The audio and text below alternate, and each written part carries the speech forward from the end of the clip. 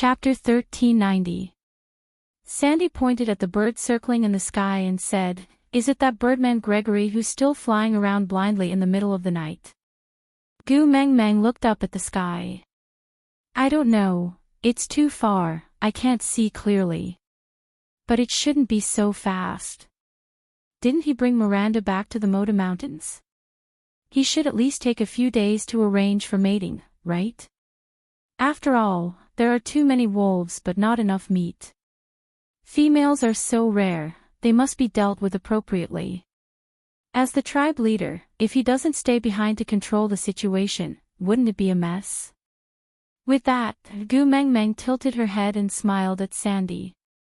"Why? You like him? Gregory is quite a good male. His looks are definitely at the level of a Prince Charming.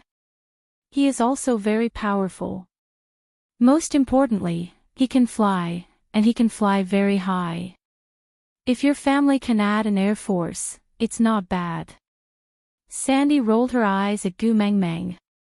"I don't want a blind man. Gregory isn't blind, okay?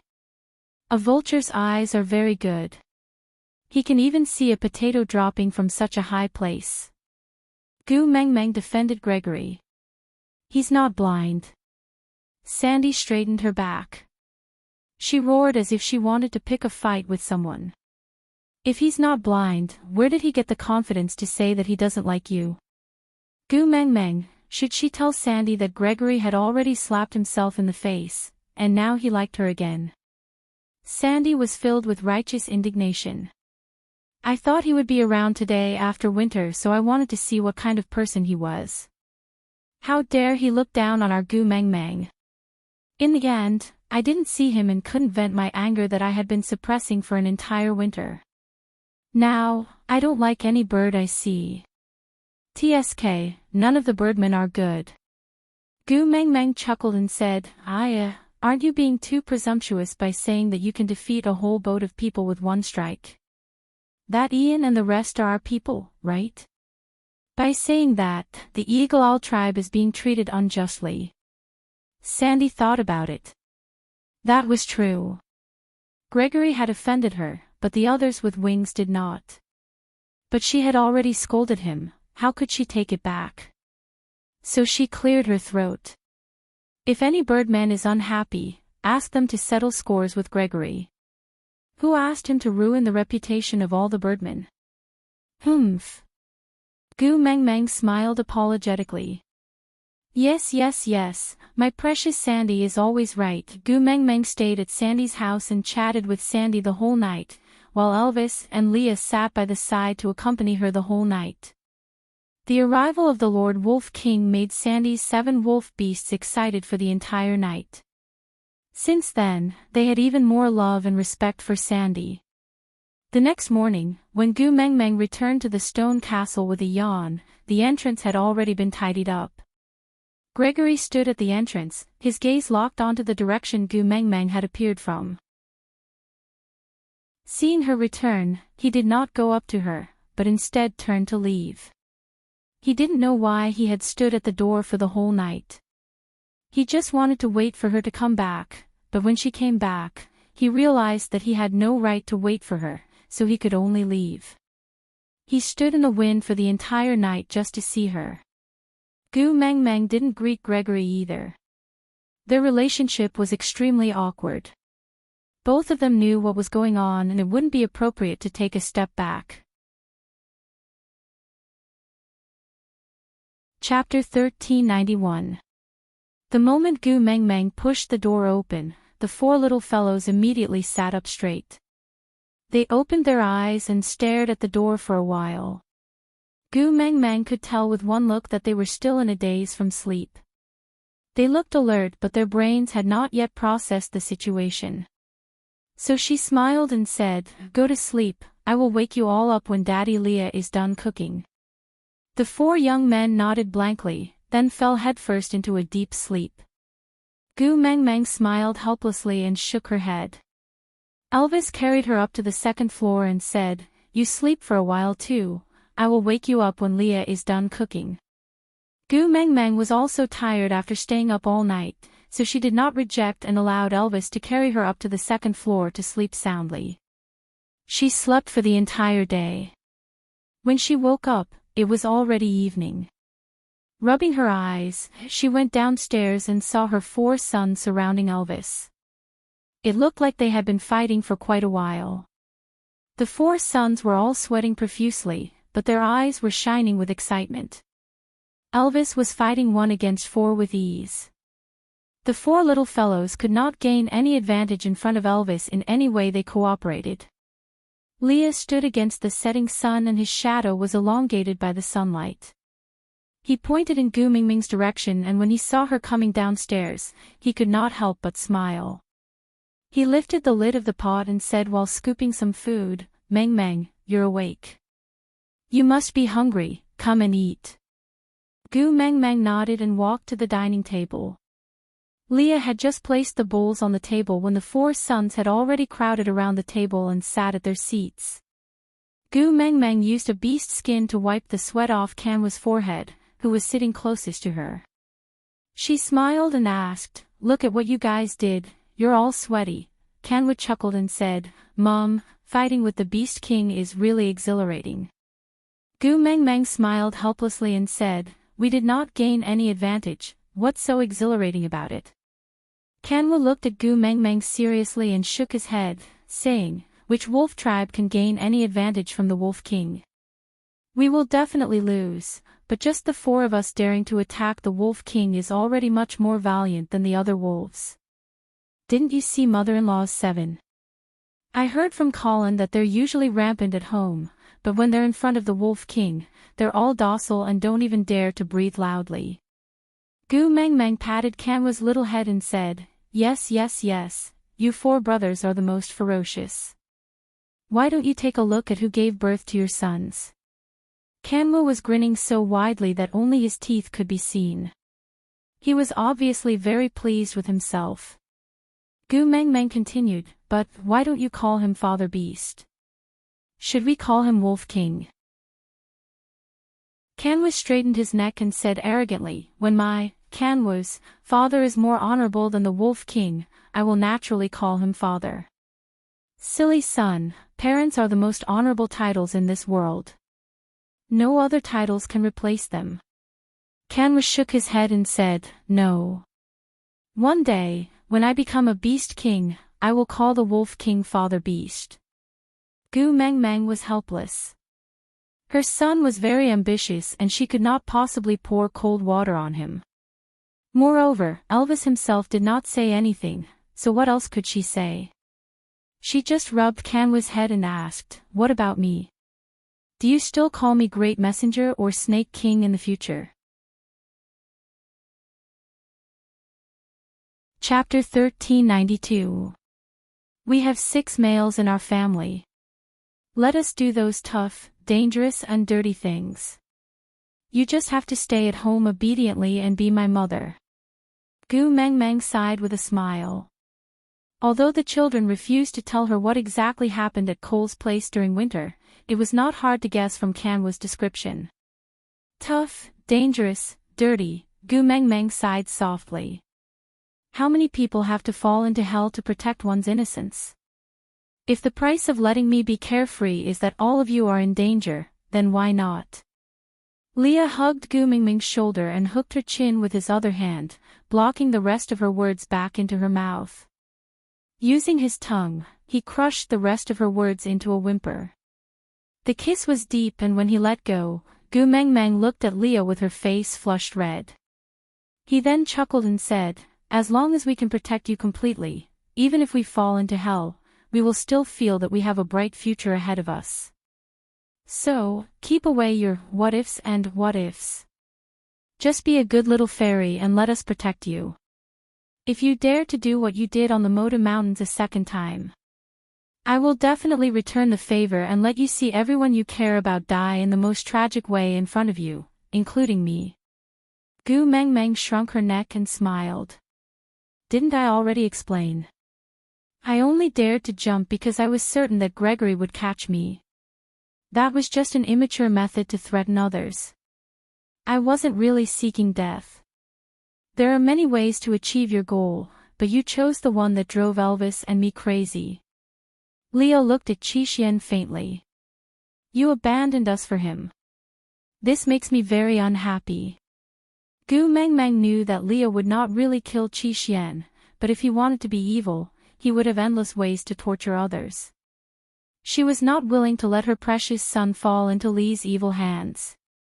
Hence, she immediately gave in and hugged Li's waist.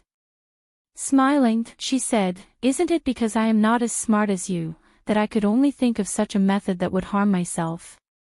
Why don't you tell me what you were planning to do at that time? I will learn well and not make such a mistake again." How could Leah not know what Gu Mengmeng was thinking? However, he wasn't going to do anything to Qixian anyway, so he decided to go along with her wishes. He pinched her little nose and said, "It's very simple. You just have to sing a song." "Ah. What do you want to sing?" Gu Mengmeng was confused. Leah chuckled. In the beast world, only two races know how to sing, the mermaids and the birds. The difference is that only the females of the mermaid clan can sing, while only the males of the avian clan can sing. Gu Mengmeng rolled her eyes and suddenly smiled. So, once a female's voice is heard in the Moda Mountains, it will definitely attract the attention of the other birds' tribe members. They will definitely come to investigate. As long as we attract everyone's attention, the success rate of finding one or two people who can send us down the mountain will be very high. Gu Mengmeng knocked her own head regretfully and said, "I'm so stupid, why didn't I think of that?" She had set her sights on Gregory and thought that he was the only one with wings in the world. But then again, how do you know that only males can sing? Chapter 1393. Since you already had a plan, why didn't you tell me earlier? Then I wouldn't have done something so dangerous and made you worry. Gu Mengmeng looked at Leah with a wronged expression. Leah pinched Gu Mengmeng's nose and shook it left and right. "How many times have I told you to leave anything to me and Elvis to handle? As long as you remembered my words, you wouldn't have done anything like that. Now you still dare to accuse me. I was wrong." Gu Mengmeng knew she was in the wrong and didn't dare to push her luck. She just smiled apologetically. "Seeing the two of you jump down with me without saying anything, I was really scared. I won't dare to do it again. I really won't dare to do it again." So ever since they returned from the Moda Mountains, Gu Mengmeng didn't stick her neck out. She would obediently take 2 steps back and let Elvis and Leah handle anything. Even when coal appeared in solder, Gu Mengmeng didn't bother to handle it. She trusted that Elvis and Leah would have their own arrangements. Tilting her head, Gu Mengmeng asked again. "I have another question." "Leah." "Ask." Gu Mengmeng. "That cave is so far from the main mountain range and the wind and snow are howling outside. With my tiny voice, how can my song travel that far?" Leah smiled faintly. He bent down and blew gently into Gu Mengmeng's ear. "If your voice doesn't work, there's still your scent. Don't forget, you have a scent that can make all males go crazy. As long as Elvis and I work harder, we can make use of that wind to make all the males on the Moda Mountains go crazy. Scent, fox seductive fragrance." Gu Mengmeng glared at him. She crossed her arms in a defensive position. "You actually want me to sell my body?" Leah grinned. "With Elvis and me protecting you, no one will be able to get you. As long as that group of males who were driven by their primal desires approach the cave, Elvis can unleash his beast pressure to subdue them. Then, he can preach righteousness, threaten and tempt them, or even use bewitching spells if that doesn't work. Anyway, there are countless ways to make them obedient." Gu Mengmeng held her forehead and said, "Leah, I really realize that a fox will always be a fox. I admit defeat and will never act smart in front of you again." Leah poked Gu Mengmeng's brows and said, "I will listen to it for now." Gu Mengmeng laughed mischievously. She had no choice, Her credibility with Elvis and Leah had long been destroyed. There was nothing she could do even if they did not believe in her promises. After the meal, Kanwo and Qi Xian bade farewell to Gu Mengmeng. They were not around at the end of winter, so Zacharias was probably in chaos. Burke could not handle the situation alone, so they had to return as soon as possible to stabilize the situation. Gu Mengmeng hugged her two sons, reminding them not to risk their lives in the future and to be more careful in doing things. The two of them just chuckled and did not answer her directly. Gu Mengmeng understood that in their hearts, they had already decided that males should shield females from the wind and rain, not letting females come into contact with any danger. So these two sons would still use their own methods to protect her next time.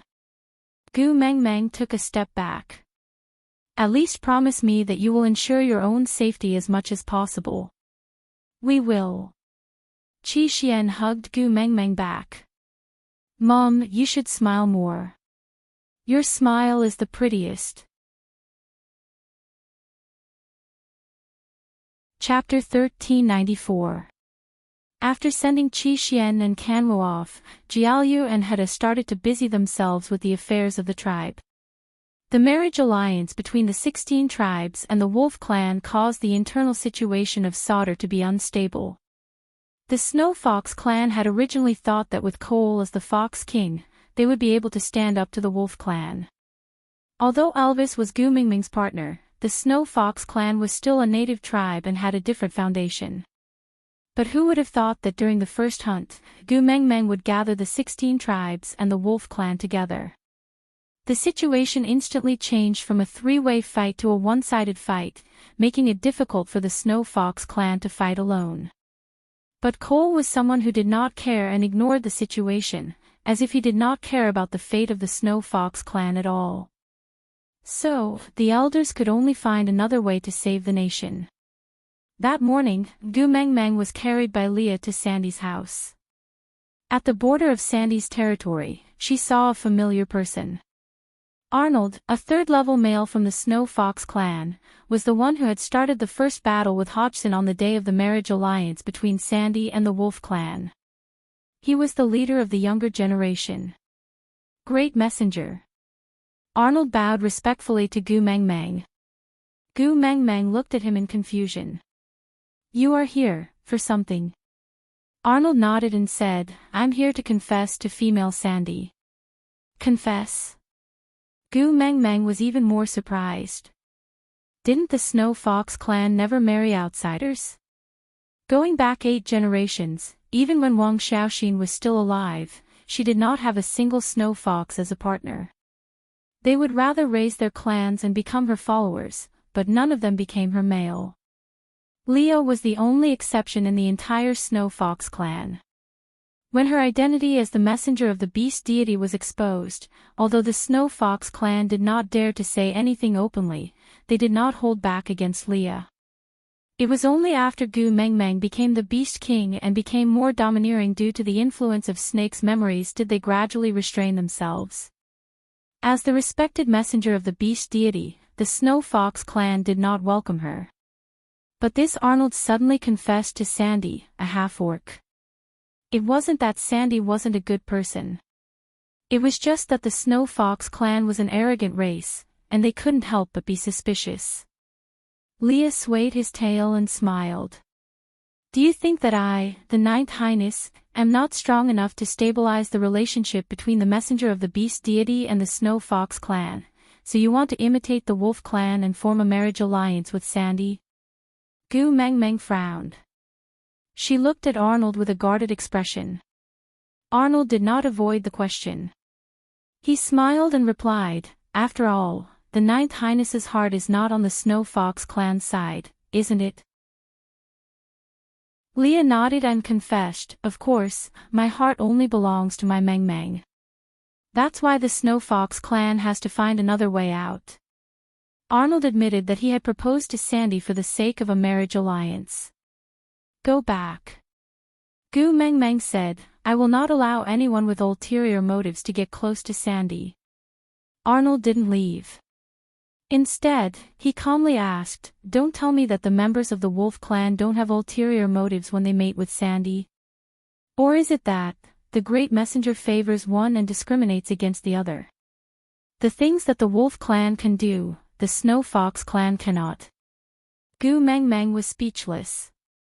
The 7 wolves from Sandy's family mated with Sandy because they wanted to rope Gu Meng Meng in through Sandy. This was the truth and there was no way to deny it. Chapter 1395. So, even though the 7 wolves had impure motives, they would not do anything to harm Sandy. But the beast king of the Snow Fox clan was Cole. She did not trust Cole, so she did not trust everyone in the Snow Fox clan. So she would not allow the Snow Fox clan to infiltrate Sandy's family. "You lost to Hodgson the last time. It must have been very frustrating, right? You were on par with him, but you only lost by half a move. It's really depressing to think about it." Leah swayed his tail and said nonchalantly, "But now, he is a 4th-level beast. I wonder if you are still his match if you two were to fight now." Lee's meaning was that if he wanted to woo the other party's female, he would have to challenge the other party's male. The Wolf clan would not allow the Snow Fox clan to marry Sandy, so Hodgson was a hurdle he could not cross. This matter would not happen. Arnold lowered his head and smiled. Then, did the 9th Highness mate with the Great Messenger because he defeated the Wolf King? Leo raised his brows and smiled. "Why? Are you Sandy's first love?" Arnold shook his head and said, "No." Leah asked again, "Did you and Sandy have a lingering old relationship?" Arnold shook his head again. "No." Leah chuckled. "Then what are you going to use to compete with me?" Arnold stood straight and chuckled against the light. He did look like a carefree scholar. He said in a low voice, "Old relationships are not as good as new ones. First love is not as good as long-term companionship. It has always been the Snow Fox clan rejecting others. No one has ever resisted the Snow Fox clan. After all, if a Snow Fox male wants to coax a female, even a knowledgeable female like the Great Messenger would succumb to the 9th Highness charm. Arnold may not be comparable to the 9th Highness, but it should be enough to match Sandy." Leo was not angry. He just smiled. "But you can't even enter the territory now, right?" Arnold nodded. "I heard that the 9th Highness was chased out of the territory by the Great Messenger several times. It was only because of his infatuation that he managed to move the Great Messenger. Arnold also wants to imitate the 9th Highness and act as an infatuated lover." Leah nodded and said, "Good luck." With that, he swayed his tail and looked at Gu Meng Meng, saying, "Let's not disturb him while he is brewing his emotions. Sandy is going to complain to you again when he gets anxious." "All right." Gu Meng Meng did not say anything else and just followed Elvis and Leah into Sandy's territory. Sandy used to sit at the entrance of the cave and bask in the sun. But today, he had shrunk back into the cave. Clearly, he was avoiding Arnold. Upon seeing Gu Meng Meng, Sandy's face turned sullen. "That person is still standing at the borders of the territory." Gu Meng Meng nodded and Elvis placed her beside Sandy's bed. Gu Meng Meng sat in front of Sandy and hugged little Dodgy in her arms. She teased her and said to Sandy, "Since you don't like him, just get Colin or Hodgson to chase him away. Why do you have to hide like this? You make it sound like you did something wrong." Chapter 1396. What I mean is what I mean. Whoever annoys you deserves to be beaten up. Gu Meng Meng didn't mind at all. Moreover, who in this world has to agree to someone's confession? Since he dared to confess, he should be mentally prepared to challenge your partner. Just treat it as sending Colin or Hodgson to accept his challenge. Who can he blame if he can't win? Sandy poked Gu Meng Meng's little head. "How many years have you been in the beast world? Don't you know the rules of the beast world? You have to challenge your partner to woo a female, but they can choose, alright? Gu Meng Meng blinked her eyes and looked at Sandy in confusion. Sandy sighed and said, "Don't tell me that ever since you mated with Elvis and Leah, no other males have confessed to you." Gu Meng Meng recalled and nodded. "Yes, but it was only 2 or 3 times." Sandy continued. "Then what did the 2 of them say when they confessed to you?" Gu Meng Meng tilted her head and looked at Elvis and Leah. She thought for a while and shook her head. "I forgot. It seems like I usually rejected them directly." Leah took a step forward and glared at Dodgy. Due to the connection between the 2 races, Dodgy very sensibly jumped out of Gu Meng Meng's arms. Only then did Leah carry Gu Meng Meng in his arms and pinched her little face. "You little heartless one, don't you know how much effort Elvis and I had put into getting rid of your rotten peaches?" "Ha! You still dare to say that you rejected them? Did you reject Burke when he impersonated Eugene? Did you reject that second-level tiger beast in Zacharias when he confessed to you? And when that witch doctor in St. Nazaire confessed to you?" "I rejected them all," Gu Meng Meng said righteously. "I rejected them all when they confessed to me. That kind of rejection is not a rejection in the eyes of males. It is just a test of their sincerity and patience." Leah shook his head helplessly. Gu Meng Meng thought for a while. "Impossible. I made myself very clear." Leah pinched Gu Meng Meng's face and shook it left and right, saying, "Your gentle tone and tactful words sound like you're trying to reject me. No male will give up the thought of pursuing you after hearing it." Gu Meng Meng looked at Leah and Leah. "Ha!" Gu Meng Meng felt that she had made herself very clear. But to be honest, it was very burdensome to reject someone, especially in a place like the beast world. Unlike the modern world where guys confess to you with too many ulterior motives, the orcs here used their entire lives to prove to you how happy they could make you. Faced with such a pure dedication type of confession, Gu Meng Meng really could not say anything too harsh or sharp. Blinking her eyes, Gu Meng Meng asked Leah, "But they clearly didn't pester me after I rejected them." Leah was so infuriated by Gu Meng Meng that he laughed. He asked her, "Do you think they were rejected by your gentle words?" Gu Meng Meng nodded her head in deep agreement. "What else can I do?" Leah placed Gu Meng Meng opposite him, then looked into her eyes and sneered, "If you want to mate with my Gu Meng Meng, you must first challenge her partner."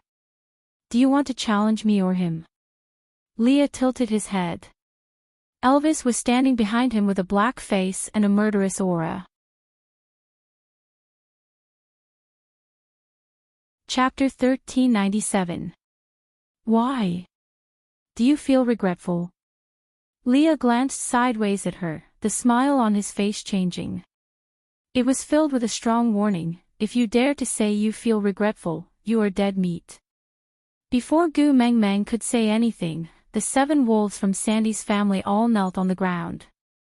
This made Gu Meng Meng dumbfounded. The words she wanted to explain were stuck at the tip of her tongue as she stared at Elvis and Leah in bewilderment. Sandy gave Gu Meng Meng a push and smiled. "Don't you know how jealous these 2 in your family are? Hurry up and coax them, or bring out your female prowess."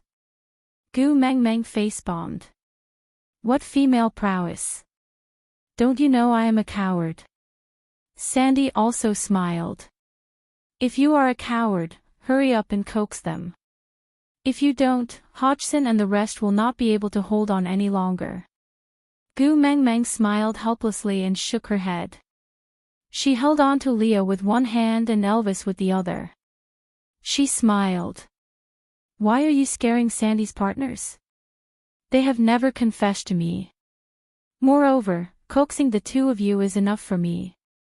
Why would I have the time to invite another troublemaker back?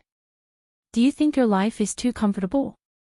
Elvis retracted his aura and the 7 wolves finally stood up. Colin carried Sandy and said, "Let's go out and get some sunlight. You can't always hide in the house. At most, we will cover you up and prevent him from seeing you or you from seeing him." How about that? Colin had protected Gu Meng Meng before and he knew that this was the time to hide. Although in the beast world, with their hearing, they could still hear their conversation no matter how far they hid, but Gu Meng Meng was a prideful person. She still had to do such things. Sandy nodded, and Hodgson took out 3 thick animal skins and laid them outside the cave. Bode took out some of Sandy's favorite fruits and placed them on the animal skins. After Hodgson carried Sandy out and placed her on the animal skin, the males lined up and formed a human barrier around Sandy. After Sandy's family left, Elvis and Leah finally put Gu Meng Meng down. Both of their expressions did not look too good as they pursed their lips and did not say a word. Gu Meng Meng looked at the two of them communicating with their eyes in front of her, as though they were using Morse code to communicate with each other. She looked at them in a daze the entire time, not knowing what was wrong with them. Wasn't everything fine when he arrived? Originally, they were talking about Arnold's pursuit of Sandy, but she didn't know how it ended up involving her. But she also said that she had no intention of finding a new partner, so why did the two of them still look constipated? The two of them exchanged glances for a long time before Leah finally spoke. He sat upright in front of Gu Meng Meng and asked, "Meng Meng, actually, you..." Gu Meng Meng just looked at Leah, waiting for him to say something. But when the words were at the tip of her tongue, they seemed to be extremely difficult to say. Even someone as eloquent as Leah could not say anything. Gu Meng Meng waited for a long time, but seeing that Leah still could not say anything, she took the initiative to ask, "What about me?" Leah frowned slightly and looked at Gu Meng Meng with a pair of deep and indescribable heaviness. He asked, "Do you not like Elvis and me anymore?" "Ha!" Gu Meng Meng was dumbfounded. She shook her head like a rattledrum. "Who said that? How can it be? You are my man. If I don't like you, who should I like?"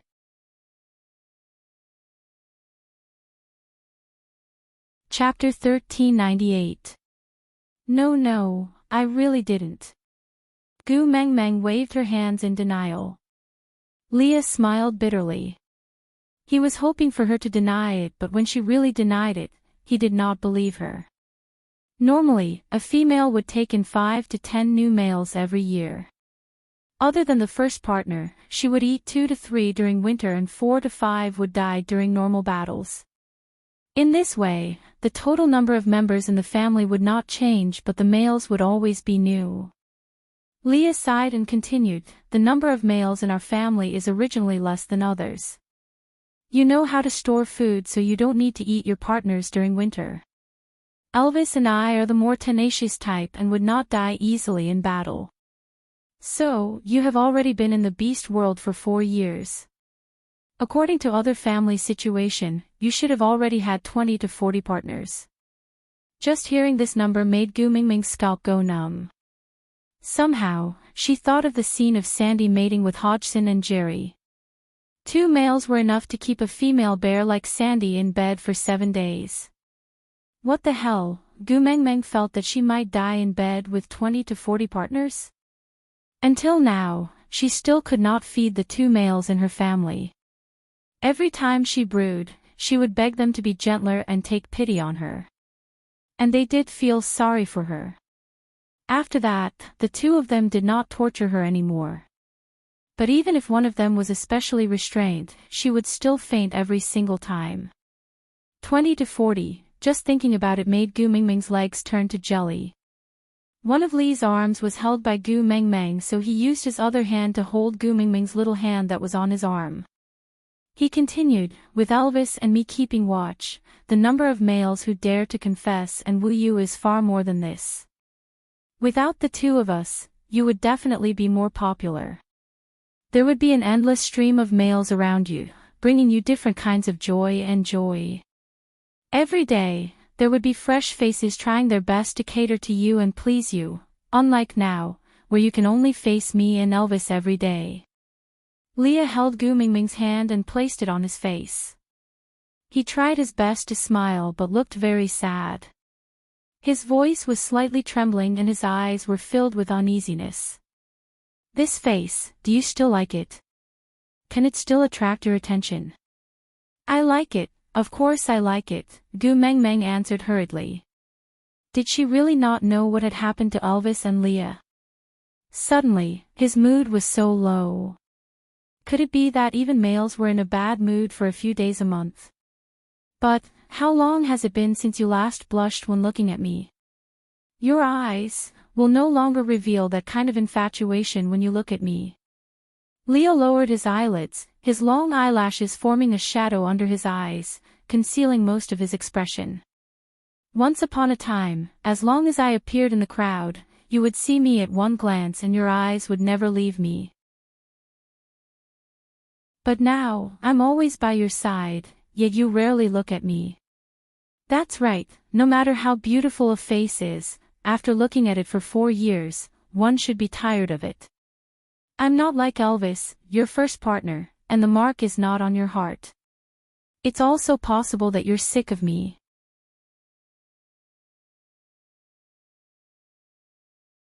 Chapter 1399. Gu Mengmeng felt wronged, she did not want to find a new partner. Leah held onto her hand, his fingertips trembling. He appeared to be very careful as he begged, not only that, I will change all the things you don't like. I will never threaten you again. I will support you in whatever you want to do. In the future, if there are males pursuing you, I will also not be a hindrance. Don't abandon me, alright? It's alright even if I don't get favored. It's alright even if I don't have my current status in the family. I don't care about anything. As long as I can see you again, I will be satisfied, alright? Gu Mengmeng rubbed her head, looking at Leah in a daze, asking, did you take the wrong medicine? What are you talking about? When did I want to find a new partner? When did I say I want to abandon you? What are you talking about? Leo lowered his head, replying, you already think that Elvis and I are trouble, don't you? Leo laughed self-deprecatingly, not daring to look into Gu Mengmeng's eyes. His gaze drifted to the side, muttering in a low voice, yeah, which male dares to be so brazen in front of females? You treated me too well in the past, causing me to forget myself. It's normal for you to be sick of me. I'm not sick of you. Gu Mengmeng held on to Lee's shoulders, roaring angrily, can you be more normal? What's going on? Your sudden pretentiousness is making me very confused. You clearly said, find another trouble, just now. Doesn't that mean that Elvis and I are already trouble in your eyes? Lee's gaze dimmed, obviously hurt. Gu Mengmeng smacked her head, feeling rather speechless. Sighing, she looked at Elvis, asking, you two were making eye contact in front of me just now, and this is the result of your communication. Elvis hesitated for a moment, but still nodded honestly. Gu Mengmeng was so angry that she wanted to laugh. She thought that only females would be so sensitive, getting into a dead end because of an unintentional sentence, but it turned out that males could do it too. Gu Mengmeng simply sat cross-legged by the bed, looking at Elvis and Leah, saying, tell me, did the two of you suffer from some trauma recently? Our family has always been like this, we've been living well for the past 4 years, I don't believe that nothing happened, you two suddenly became pretentious. Did he hear something, or did he see something? Cole instigated the two of you. Gu Mengmeng thought about all the possibilities and asked them one by one. Elvis remained silent and Leah also pursed his lips without saying a word. However, his gaze could not help but drift towards the door and look at Sandy who was sitting there. Gu Mengmeng was confused. Why? Did Sandy scold you? Leah shook his head and tried to pull Gu Mengmeng's little hand. Seeing that she did not resist, he then pulled her into his arms and hugged her gently. He rested his chin on the top of Gu Mengmeng's head and said, ever since Sandy tamed those 7 wolf beasts, Elvis and I felt that something was wrong. Gu Mengmeng thought about it but could not understand. Thus, he could only open his mouth and ask, what does it have to do with you two that he's taking in a new partner? What, you two want to cheat on me and hook up with my best friend? Leah clenched his teeth and wanted to poke Gu Mingming's head and scold her for being heartless. But he swallowed his words back and his hand stopped in front of Gu Mingming's forehead. He sighed and put his hand back. He just lowered his eyes and said, "Do you still remember Bode's and Colin's reactions on the day Sandy took in a new partner?" Gu Mengmeng thought about it and shook her head. "What reactions did they have?" "It was too crowded that day and I did not notice, there didn't seem to be any reactions. Aside from the topic, alright, my babies, this is the last chapter of the explosive chapter. The first day was free, the second day 130 chapters, the third and fourth day 50 chapters each. Sue's explosive chapter was considered to be very sincere, right? So, can Sue be bold and confident when she says she wants the monthly votes for this round?" Chapter 1400. Yes, there was no reaction. One is the first partner and the other has a mark on his heart. These two people watched as Sandy took in 7 new partners and did nothing. They did not even show any signs of unhappiness. Leah chuckled and looked down at Gu Mengmeng, who was in his arms. "Say, if it was me and Elvis, what would happen?"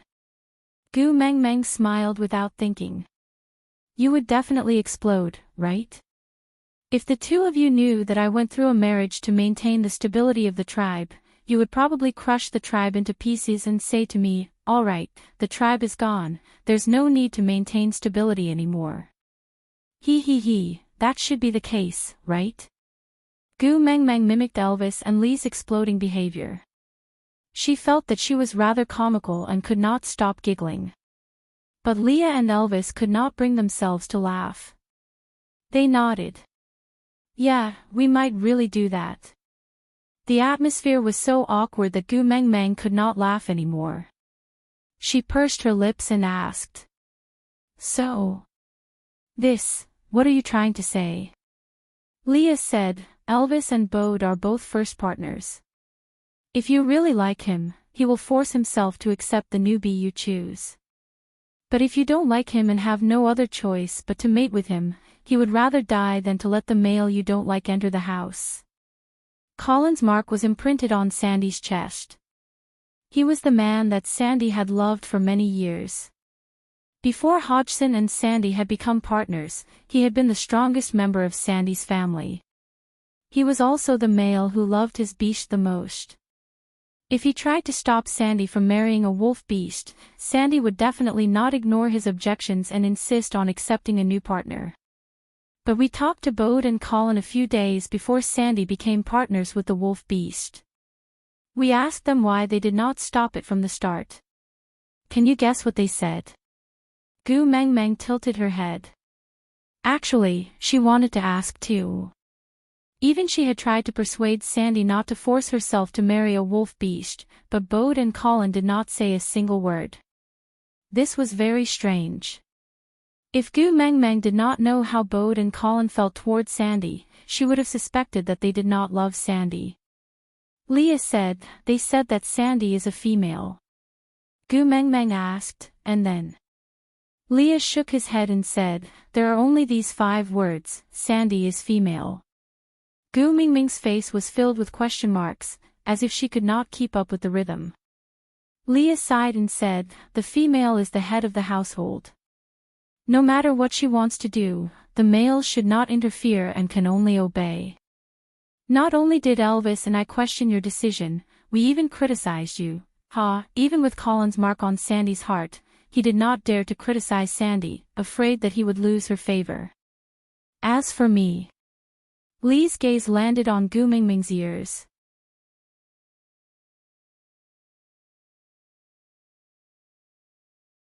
Chapter 1401. I like how the two of you protect me, control me, consider everything for me and make the most beneficial decision for me. Gu Mengmeng hugged Lee's neck and looked straight into his eyes. She smiled. Other people are other people and we are us. I don't like the idea of men being superior to women and I don't like the idea of women being superior to men. We are husband and wife and have the same status in the family. We have the same right to speak. So if I can be jealous of Miranda and forbid her from getting close to you, why can't you be jealous of other males getting close to me? As for the threats, you're too serious. Even if you say something to scare me sometimes, it's just talk.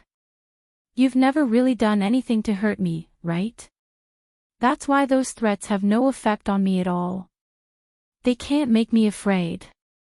I'll give in, not because I'm afraid of your threats, but because I know that since you've threatened me, it means that you don't like it. I don't want to make you unhappy, so I'm pretending to be threatened by you. At my place, this is called flirting. It's a form of fun. How did it become a heinous crime that cannot be forgiven by the heavens? Really? Leah didn't seem to believe her. He added on. The males at your place will also threaten females. Gu Mengmeng nodded with a smile. Yeah, they will often say things like, if you dare to give your number to any guy who flirts with you, I will break his leg, or, if you dare to leave me, I will kill you. It's very common. Leah frowned. He hugged Gu Mengmeng tightly. I won't break your leg or kill you.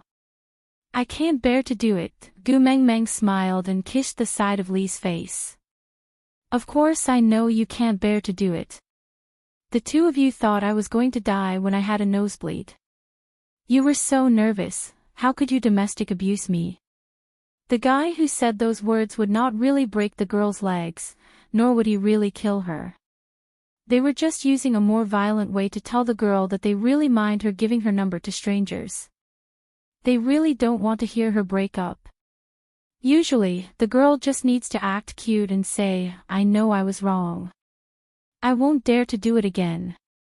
Then everything will be fine. Who would abandon their partner because of such words? Leah hugged Gu Mengmeng tightly in his arms and said in a deep voice, Mengmeng, I was abandoned by you before, so I know how painful that feeling is. How happy I am with you, how painful it is to leave you. After mating, I'm more than 100 times happier than when I was in a light relationship with you. So, if one day, you're tired of me, Mengmeng, I won't be able to withstand your second abandonment. I really won't be able to endure it. Gu Mengmeng hugged Leah back gently and said, what silly things are you saying? I won't abandon you. Even though you and Elvis always call me a liar, at least I won't go back on my word on this matter. Leah nodded. As long as you don't regret this, everything else doesn't matter. Good for nothing. Gu Mengmeng smiled and shook her head. Then, she pushed Leah away, creating a distance between them. She tilted her head and asked, is it okay now? Let's not be pretentious, okay? We're still at Sandy's house right now, and the owner of the house can't even go back because of us.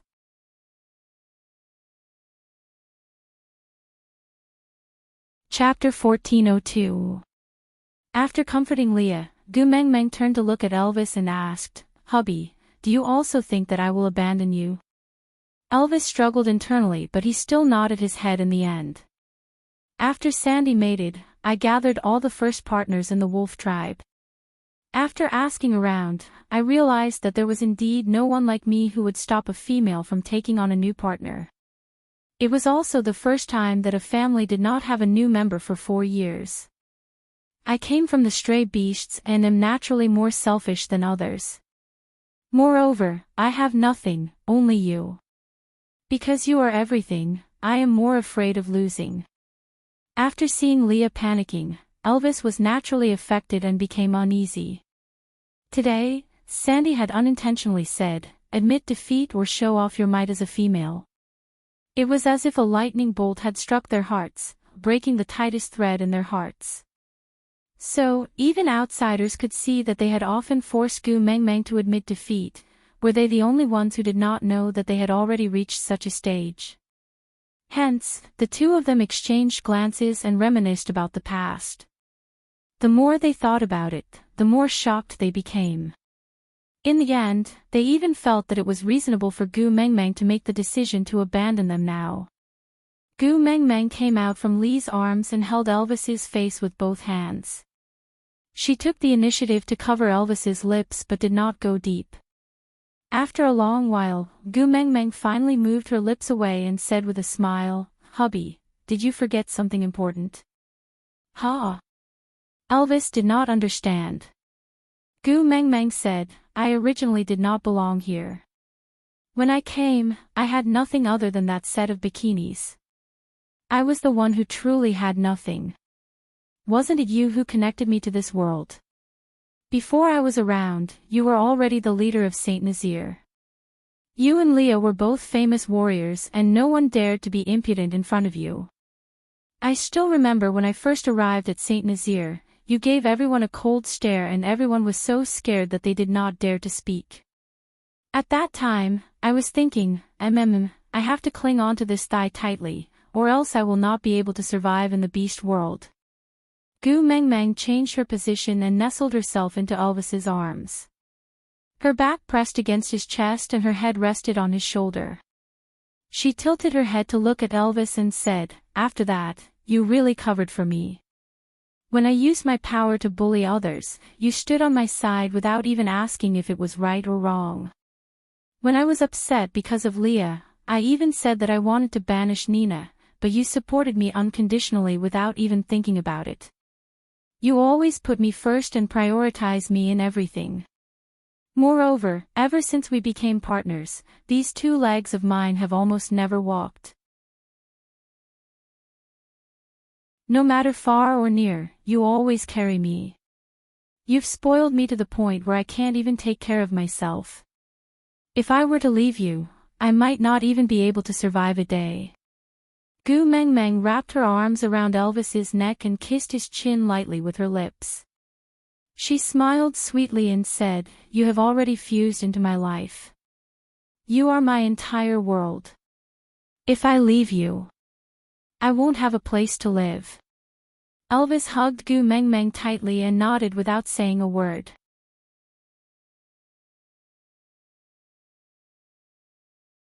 Chapter 1403.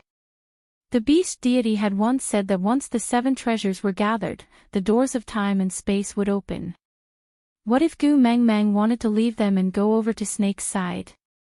Perhaps it was because he had been so thoroughly defeated by Snake that even though he was the Wolf King now, he had no confidence when facing Snake. Snake's words so weak, when he carried Gu Meng Meng back was like a knife stabbing into his heart, forcing him to fight again and again to become stronger. But even if he was strong enough to look down on the entire beast world, he did not have a single chance to win against Snake. If the 7 treasures were really gathered and he lost to Snake again, this was the real reason why he and Leah were uneasy. And he and Leah would not tell Gu Meng Meng all these. They could not say it and did not dare to say it, afraid that they would hear an answer they did not want to know. They were even more afraid that she would suddenly go back on her words after agreeing to stay. In this lifetime, this was probably the only thing he was afraid of, being cheated by her.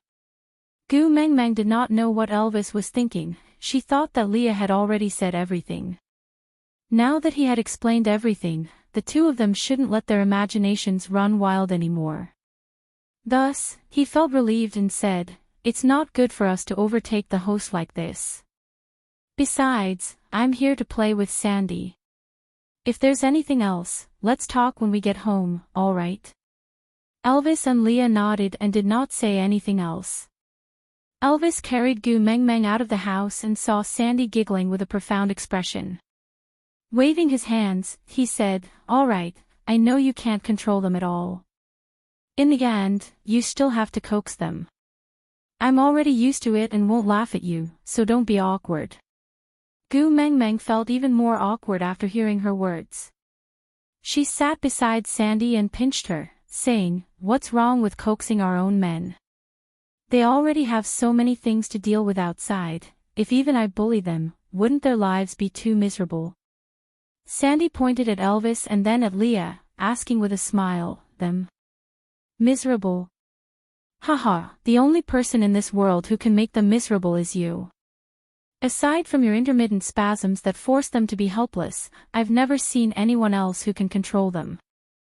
Gu Mengmeng wrinkled her nose and smiled. Then, she used her chin to point at Arnold, who was looking at Sandy affectionately. What about that? What are you going to do? I can't be a door god every day. Sandy sighed. What else can we do? She didn't enter my territory, so my males don't have the right to expel her. She didn't confess to me, so I couldn't reject her.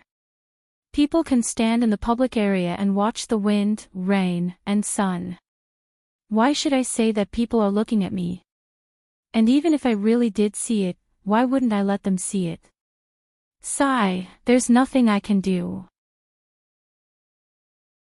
Gu Mengmeng held her chin and looked at Arnold, then back at Leah.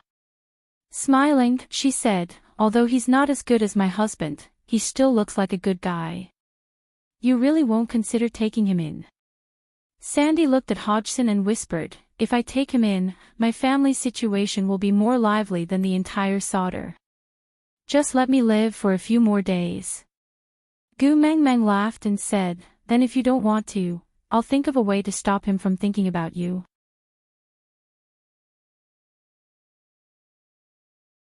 Chapter 1404. Gu Mengmeng shook her head and smiled. I don't, but Leah definitely does. If you annoy him, I will ask Leah to reject him for you. Sandy turned to look at Leah, as if waiting for him to express his stance. Lee's gaze was fixed on Gu Mengmeng's face the entire time. He had not completely recovered from his low spirits. He was still worried in his heart, but he tried his best not to let Gu Mengmeng see it. So he chuckled and replied, how can I not agree to anything Gu Mengmeng wants me to do? Gu Mengmeng mumbled softly. I said Mr. has a nest of little foxes, but you didn't agree. Leah naturally heard it and his heart warmed. She was still willing to bear children for him. This proved that she did not hate him. Smiling, Leah pinched Gu Mengmeng's little face gently. Aren't we going to the Moda Mountains to retrieve the love of the sky during the dry season? I will accompany you to make foxes when I return. I will not stop until you get pregnant, all right? Pfft, Gu Mengmeng blushed. I still want to live for another 2 years. Not stopping until I get pregnant, that's too embarrassing. And Gu Mengmeng did not doubt that she would lose her life before she got pregnant. Just thinking about Lee's piledriver's endurance made her kidneys ache. The beast world did not have any sense of shame about mating. Moreover, after Sandy gave birth and took in so many new partners, she was even more open-minded. She did not feel that there was anything wrong with Gu Mengmeng and Leah discussing having children in front of her. She just tugged at Gu Mengmeng's arm. Does the promise you made to me still count? What? Gu Mengmeng came to Sodder almost every day to talk to Sandy. It was normal for her to forget 1 or 2 things after making so many promises. Sandy glanced at Gu Mengmeng's stomach. If the little fox you give birth to is a daughter, can you choose one of my sons as your partner? It doesn't matter if it's not the first partner. I just have to take in one.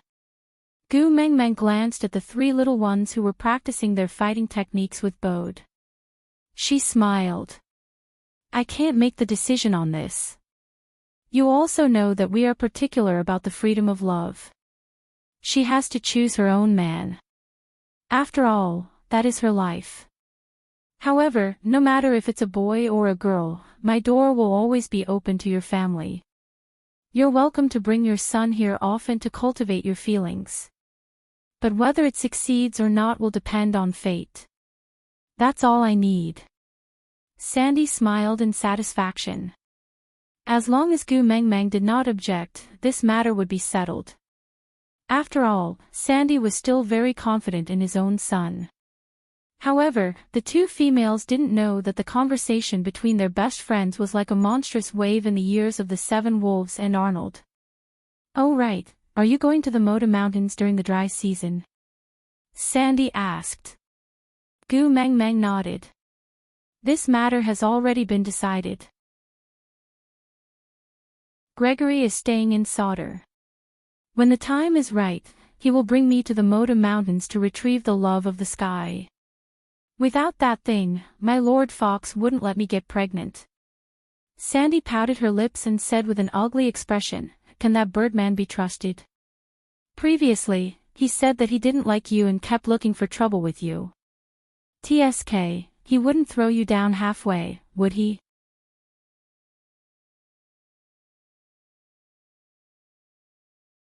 Chapter 1405.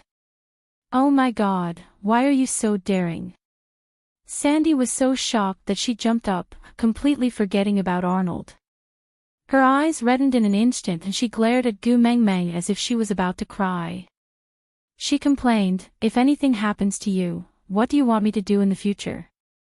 I have 11 partners and 3 sons, but you are my only friend. Do you know how important you are to me? You actually dared to fall down without thinking." Gu Meng Meng, sobs. "If anything happens to you, I will never forgive you." Sandy had not cried for a long time. Ever since Oakley had plotted the stray beasts to attack Sodder and 5 of her partners had died that day, Sandy had never cried again. She grew up strong and quickly shouldered Gu Mingming's responsibilities as a mother, taking good care of Heda and Jiaoyu. If not for the fact that they did not have any wolf beasts in their family, everyone would have thought that Heda and Jiaoyu were Sandy's sons. And when she heard about Gu Mingming's reckless jumping off the cliff, her eyes reddened in an instant. Gu Mengmeng knew that Sandy would definitely turn hostile once she mentioned this matter.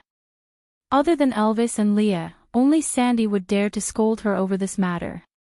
Gu Mengmeng knew that she was in the wrong and she had always been helpless when it came to Sandy's tears, so she could only carefully and obediently coax her. "Good Sandy, don't cry. When you cry, even my heart will tremble. I was wrong, I was really wrong, I will never dare to do it again. Moreover, don't you see that I am standing in front of you in one piece? Not a single strand of hair is missing, really." Sandy wiped away her tears while sobbing. She tugged at Gu Mingming's arm and scrutinized her closely. She really wanted to count all her hair to see if she was missing a single strand. Seeing that she was indeed fine, she heaved a sigh of relief. But her heart still had lingering fears and her tears only stopped flowing after a long while. Leah and Elvis looked at Gu Mingming's cowardly look in front of Sandy and lowered their heads to chuckle. Originally, they were already feeling troubled over the Moda Mountains incident, but they could not bring themselves to do so in front of Gu Mengmeng. Now that there was Sandy, this troublesome vixen, to teach Gu Mengmeng a lesson, the two of them were happy and at ease. However, Sandy's partners, especially the newly mated 7 wolves, were suffering. This was the first time they had seen Sandy cry. They immediately panicked. They wanted to go up and coax her, but the queen was sitting there, occupying the position, and they couldn't do anything. What's more, the Wolf King had an expression that said, "Whoever dares to come over will be crushed to death." They were really helpless. Bode patted Hodgson's shoulder and said, "Don't panic. At times like this, she has more ways than us." Hodgson smiled awkwardly. He remembered the first day after mating, when a row of new partners thanked the queen for not being male. "Gu Mengmeng, tell me, will you still dare to be rash in the future?" Sandy's nose was red as she asked Gu Mengmeng while sniffling. Gu Mengmeng hurriedly shook her head and held Sandy's chubby little hands with both hands. I won't dare to do it again. Aren't you afraid that your golden beans will drown me? Let me tell you, if anything happens to you, I won't live anymore. I won't let you off even if I become a ghost," Sandy threatened.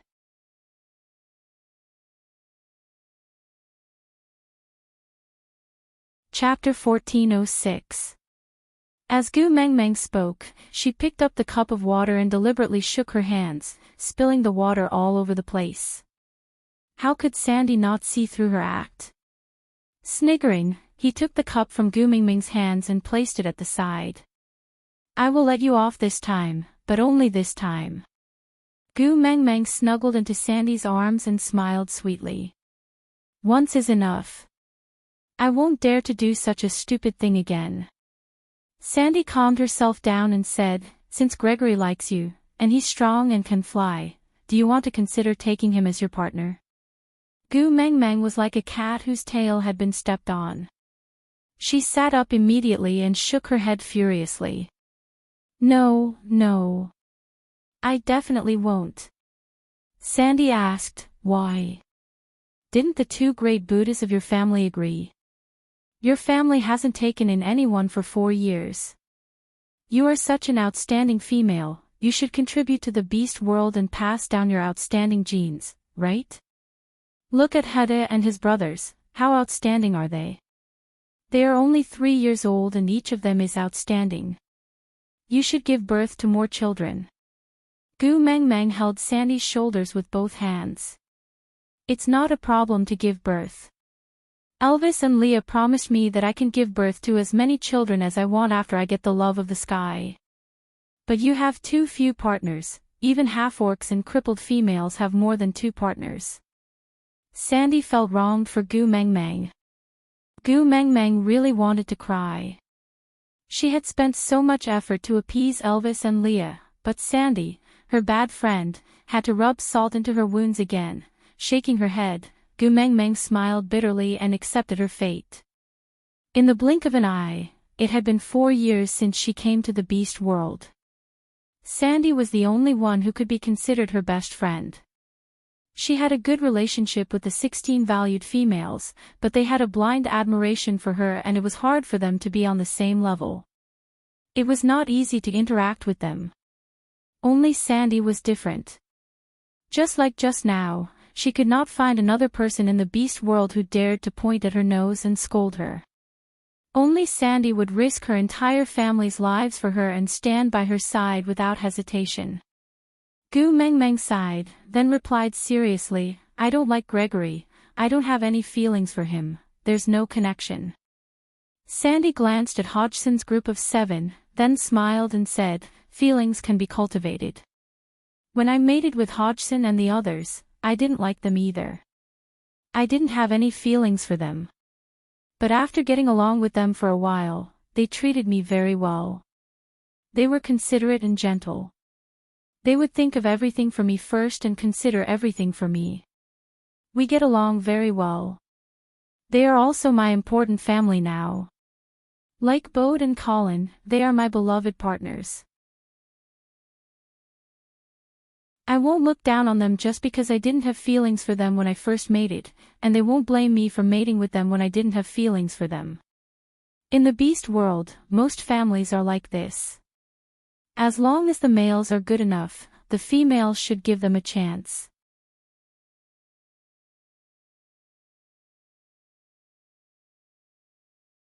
Chapter 1407. That's why I can't be nice to Gregory, not at all. Gu Meng Meng knew all too well how lowly the males in the beast world were when it came to relationships.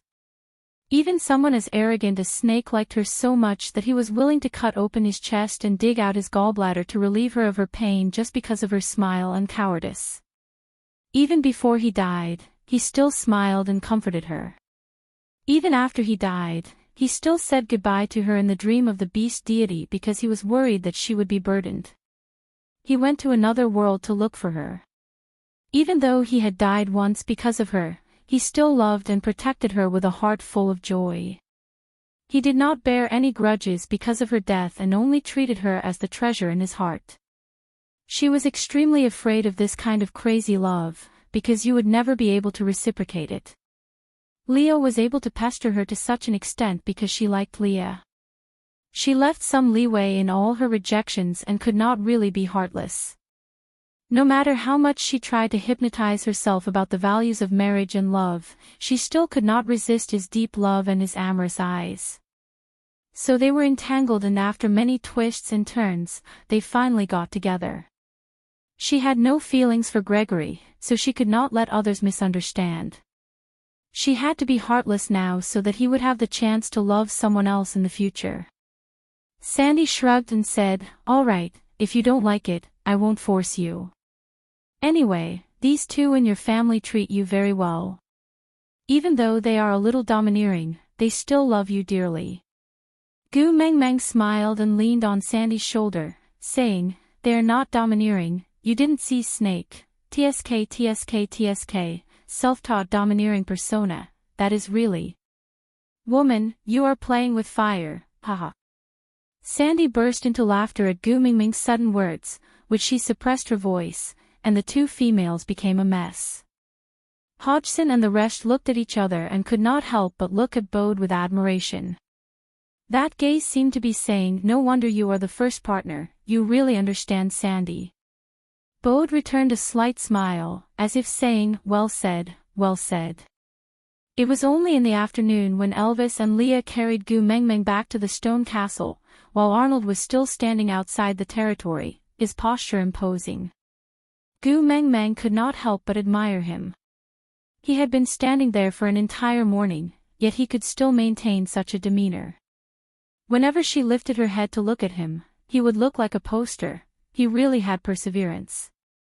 Leah followed Gu Mingming's gaze and looked at Arnold. He felt a little upset but still asked, "You like him?" "Ah." Gu Mengmeng was in a daze and did not catch on to Lee's joke. Leah said, "If you like it, he will definitely be willing. After all, mating with you is more effective than mating with Sandy." Gu Mengmeng shook her head and waved her hands.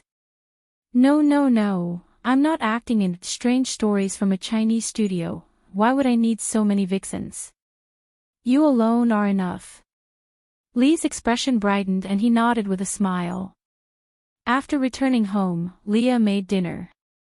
After Elvis fed Gu Mengmeng, Leah handed the cutlery to Oriton to clean. He then took out the comb that Cole had given to Gregory previously. He asked Gu Mengmeng, "Do you still want this?" Gu Mingming's eyes lit up.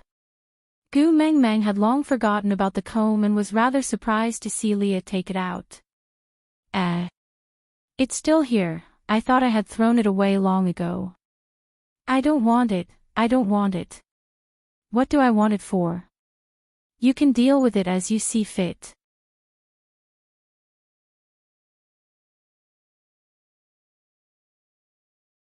Chapter 1408. Gu Mengmeng guessed that Leah had probably brought that comb to Cole. Although she did not know what they talked about, but after that night, Arnold no longer stood at the border of Sandy's territory posing. Counting the days, little shit should be arriving soon. Gu Mengmeng was a little timid as she discussed with Elvis and Leah, could they not tell little shit about the stupid things she did on Moda Mountains? Because once little shit knew that she had jumped off a cliff, he would explode on the spot. He had said many times that her life was exchanged with snakes and she had to cherish it. But no matter how many times she said it, Elvis and Leah did not believe that she had jumped off the cliff because she was sure that Gregory would catch her. It was just a threat and not a suicide attempt. They had already used Sandy's mouth to scold her once, should they not complain to little shit again? If the whole world knew that she had attempted to commit suicide, Elvis and Leah nodded in agreement, indicating that they would not bring up this matter again. But no matter how much Gu Mengmeng planned, she forgot about Sandy. At the entrance of Sauter, little shit met Sandy's family, who was being carried by Colin to the forest to watch Bode lead Joseph and his brothers in actual combat training. Originally, Wabi did not have any feelings for Sandy. After all, he was a snake beast and was naturally cold-blooded. It was one thing for him to like Gu Mengmeng, but he would not like everyone related to her just because he liked her.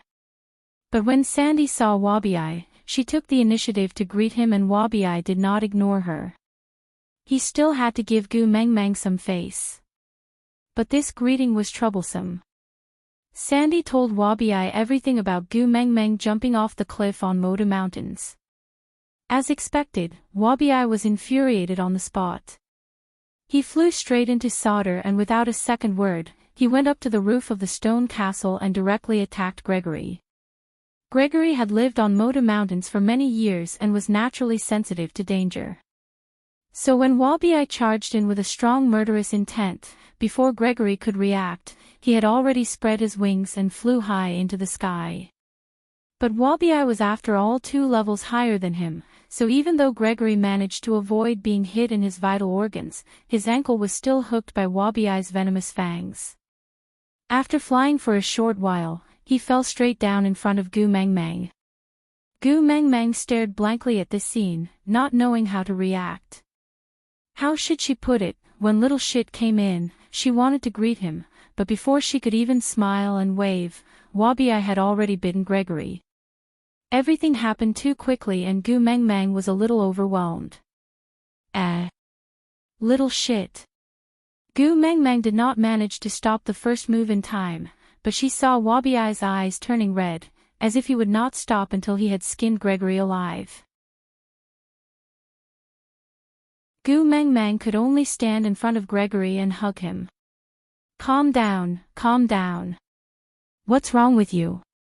Did he offend you? Wabi-Eye's eyes narrowed into slits as he stared at Gu Mang Mang with a sinister expression. He said her name word by word, as if he was a messenger from hell demanding for her life. Gu Mang Mang. What? Gu Mang Mang looked at Wabi-Eye in shock. She had known him for almost 3 years, right? She had never seen him so angry before. Even though he could not defeat her, Gu Mang Mang still smiled timidly. Little shit, why are you calling me by my full name like a gangster demanding a debt? What's wrong with you? Aside from the topic.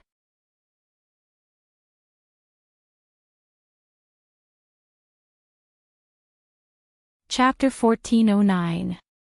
You have guts. Wabi-Eye was infuriated and his entire body was emitting black smoke. He really wanted to kill Gregory, but Gu Mang Mang clearly wanted to protect him.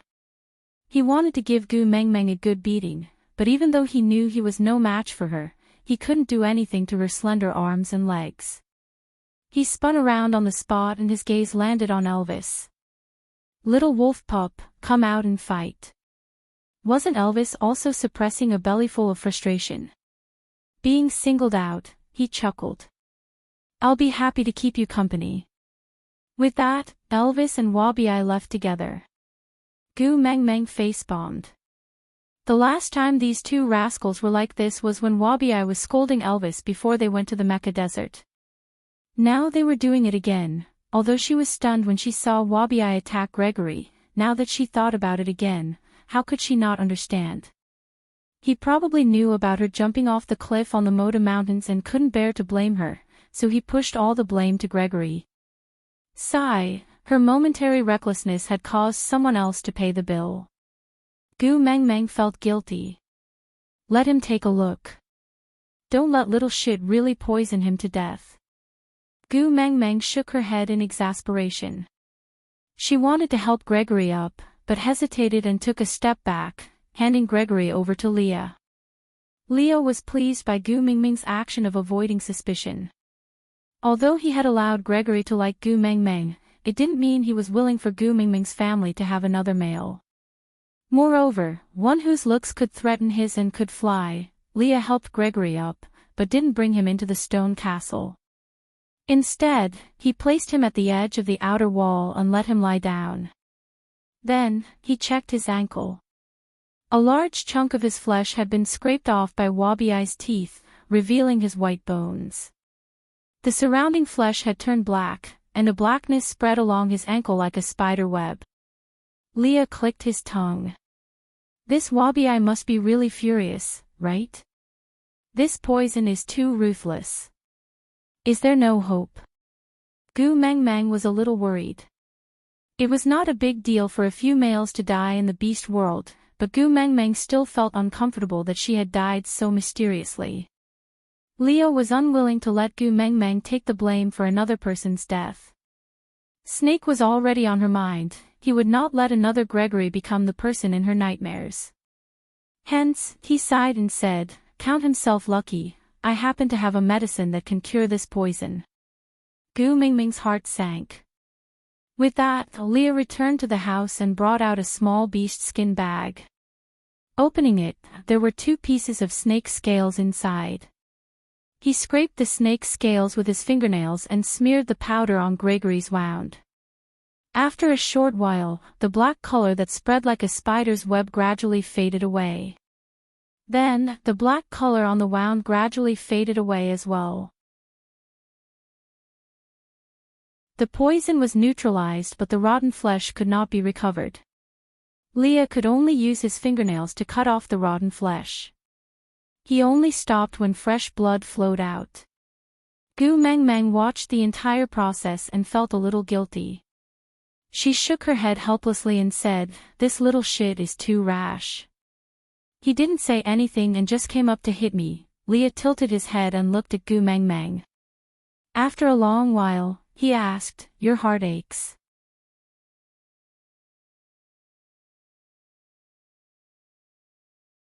Chapter 14:10. He deserved to die because he was not as skilled. Leah stood up and changed his body, removing all the blood stains and stench from his body. He then returned to Gu Mingming's side and hugged her. Males do not need a reason to fight. This is the rule in the beast world. If he can't even protect himself, becoming food is his only fate. Gu Mengmeng shook her head. "I don't care if he dies outside. But little shit attacked him because of me. So I will not feel comfortable if he dies. I will not let him die. Don't worry." Leah promised. Gu Mengmeng nodded. She glanced at the beast skin bag in Lee's hands. "That snake scale is Ellie's." Leah nodded as a reply. Gu Mengmeng no longer felt any hatred towards Ellie. Her scales were just herbs to Gu Mengmeng and she no longer felt disgusted. Pointing at Gregory, Gu Mengmeng asked, "That wound, won't he become disabled?" "He does not fly on his feet. It doesn't matter if he becomes disabled," Leah said nonchalantly. Gu Mengmeng frowned. Leah then corrected himself. "Don't worry. He was just scratched by Wabi-Eye's teeth. Males in the beast world are not so delicate. They will grow back in 2 or 3 days." Gu Mengmeng then relaxed and did not say anything else. Elvis and Wabi-Eye's fight lasted until the next afternoon. Gu Mengmeng was speechless when 2 people who looked like wounded soldiers who had just returned from Syria appeared in front of her. A beast king and a 5th-level warrior who was just 1 step away from breaking through the bloodline barrier. Both of them were badly battered. If one did not know that they were fighting each other, they would have thought that the beast deity had manifested himself to be able to beat them up so badly. Gu Mengmeng supported Elvis, but her eyes were on Wabi-Eye. "Have you calmed down?" "Calm down your ass." "Humph." Wabi-Eye stiffened his neck and ignored Gu Mengmeng. He swam to the tree outside the stone castle and hung from the branch, pretending to be a flying poop.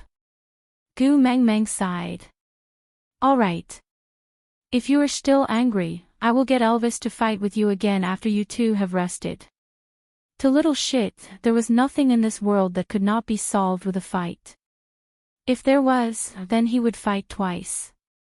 Actually, Gu Mengmeng herself could also fight with Wabi-Eye. But it was obvious that Wabi-Eye couldn't bring himself to fight her as his hands and feet were tied. Moreover, Elvis and Leah didn't like her to be rough, so she could only leave this matter to Elvis.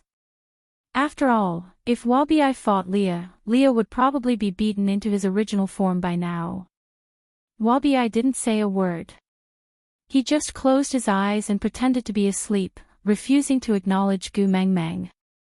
Gu Mengmeng had no choice but to help Elvis back into the house. As she cleaned his wounds, she asked, "You are a beast king, how did you get injured by Wabi-Eye to this extent?" Elvis chuckled. "We're just venting our emotions, we're not really going to take his life. We can't possibly use our beast pressure to kill him, right? Besides, if I didn't let him hit me twice, would he be able to swallow his anger?" Gu Mengmeng frowned as she carefully cleaned Elvis's wounds, muttering, "All of you are so hot-tempered."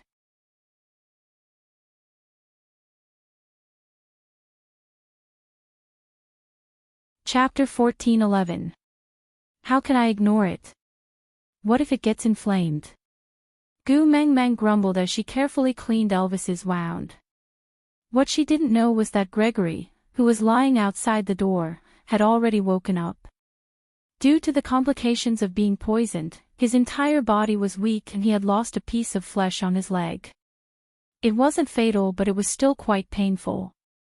Unfortunately, he didn't receive a caring look from Gu Meng Meng. Hearing her asking about Elvis's well-being, Gregory's mind kept replaying Cole's words, "You can become her partner and brand the mark on her heart," replacing Elvis as the first partner. How blissful would it be if she was in his arms now, blaming him for not protecting himself properly when he was injured. Elvis and Lee's injuries were not that serious. Although they looked frightening, they did not kill each other. So before evening, their injuries had already healed and they looked like nothing had happened to them. On the other hand, although Gregory only had one injury and it didn't look obvious, he was still a third-level beast and his recovery speed was far slower than the fifth-level Wabi, much less the Beast King Elvis. But because Gregory was injured, Gu Meng Meng felt apologetic, so she asked Leah to prepare a portion for Gregory when preparing dinner. Gu Meng Meng's family of 3 consisted of the regular member who shared meals with them, Oratin, the still angry and cold Wabi, and the injured Gregory. Gu Meng Meng sat at the table and used her chopsticks to poke at the meat in her bowl. Looking at the unhappy Wabi, she thought for a moment and coaxed him. Little shit, do you want to be the Beast King? I can help you snatch the soul of the forest from Cole. Then you will be the rightful Snake King and replace Snake at the pinnacle of snake life. Just thinking about it makes me happy, right? Wabi rolled his eyes coldly and snorted without saying another word. Plan 1 to please Wabi failed. She scooped a large bowl of meat and brought it to Wabi's mouth.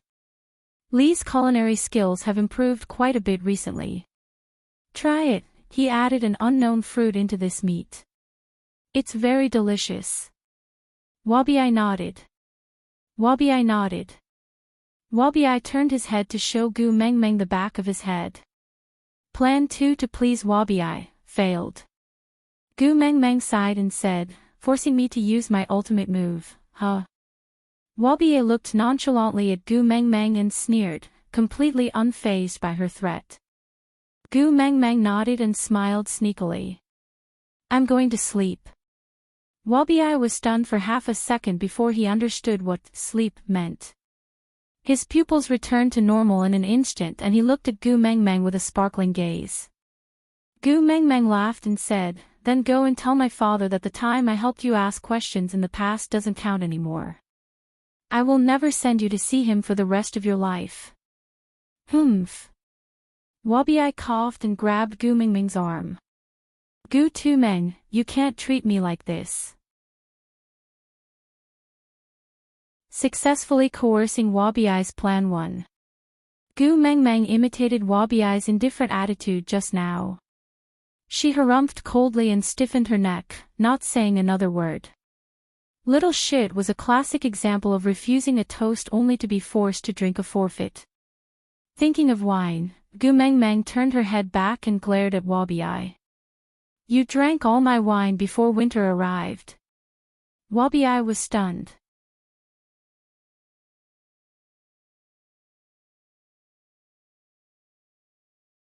Chapter 14:12. Who are you calling stingy? Gu Meng Meng placed her hands on her hips, looking like a teapot. Wabi had a favor to ask of her, so he naturally lowered his arrogance. I am stingy, alright. That's more like it. Gu Meng Meng twitched her lips and let him off. Wabi hooked his arm around Gu Meng Meng's neck and said in a brotherly manner, but to be honest, don't forget that matter. I'm counting on you. Gu Meng Meng pushed Wabi's arm away with a look of disdain. You still know you're counting on me? Then you still dare to give me that attitude? Wasn't I so angry that I became muddle-headed? Moreover, even if I was that angry, I still couldn't bear to lay a finger on you, right?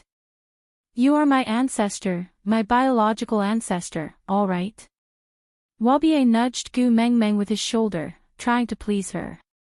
In her memory, Wabi-Eye had never shown such an expression when Snake was alive. It seemed like he was getting more and more mischievous after spending so much time with Gu Mang Mang. Gu Mang Mang nodded. All right, I got it. Keep that disgusting face of yours. After all, you are Snake's father now. Can't you have some face? Wabi-Eye chuckled. Sigh, you don't say. Being Snake's father really feels great.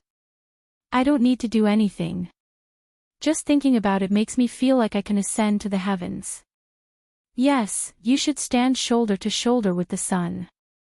Gu Mang Mang rolled her eyes at Wabi-Eye. Wabi-Eye laughed dryly. Then, he pointed at Elvis.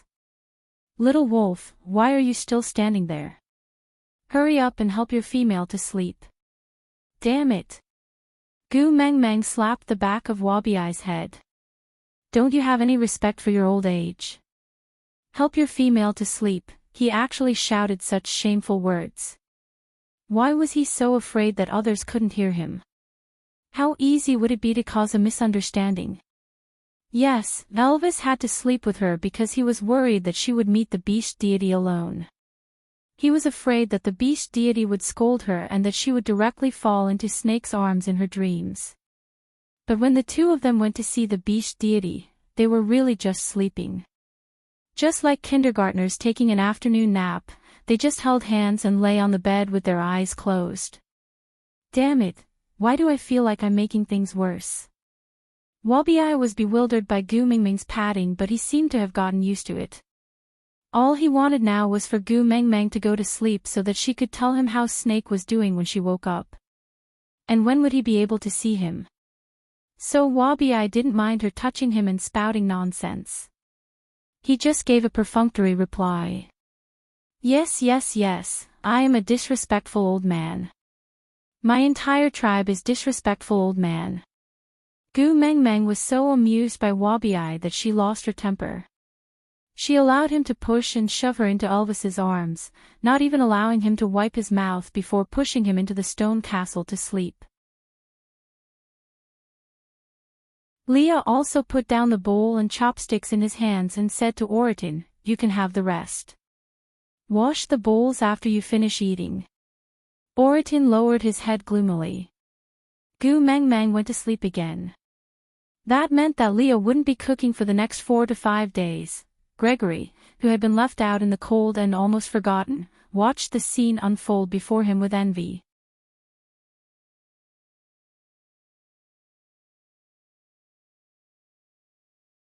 Chapter 14-13.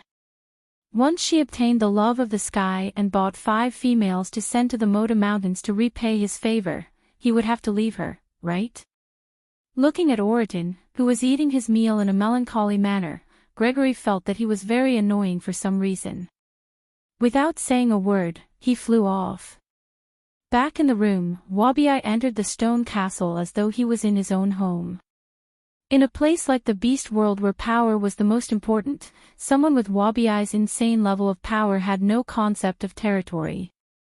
After all, the only person stronger than him in the past 800 years was Snake, and Snake was the Snake King.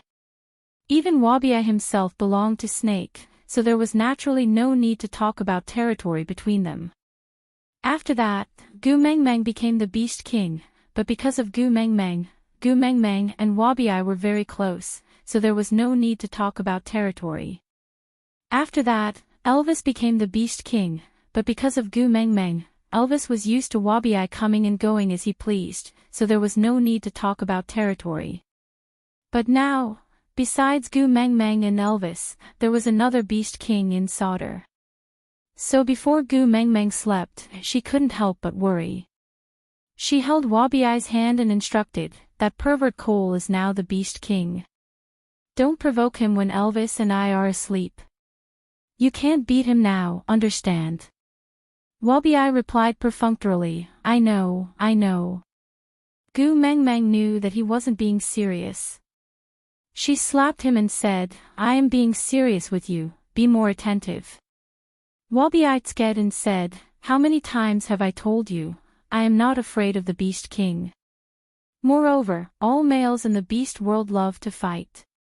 Aren't you making me want to challenge him even more by telling me this?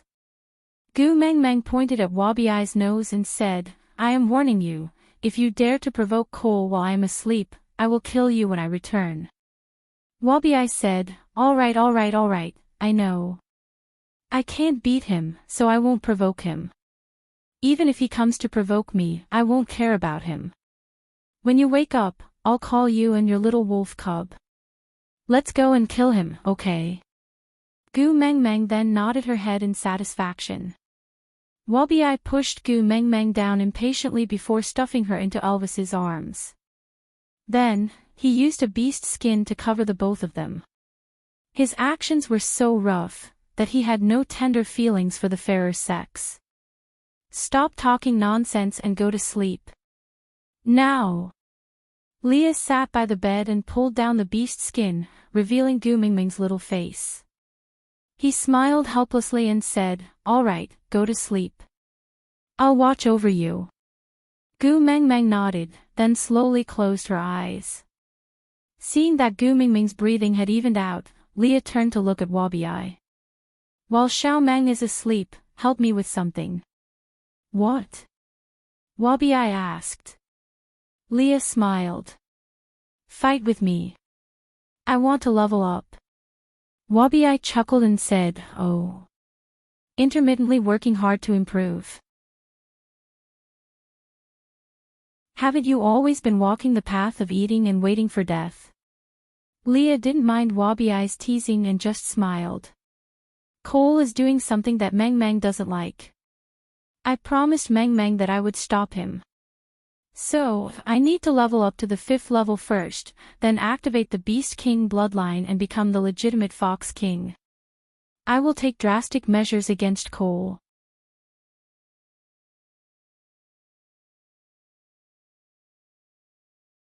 Chapter 14:14. On the other side, Gu Mengmeng was gradually ascending along with the white fog. Having experienced it the first time, Elvis was no longer as flustered.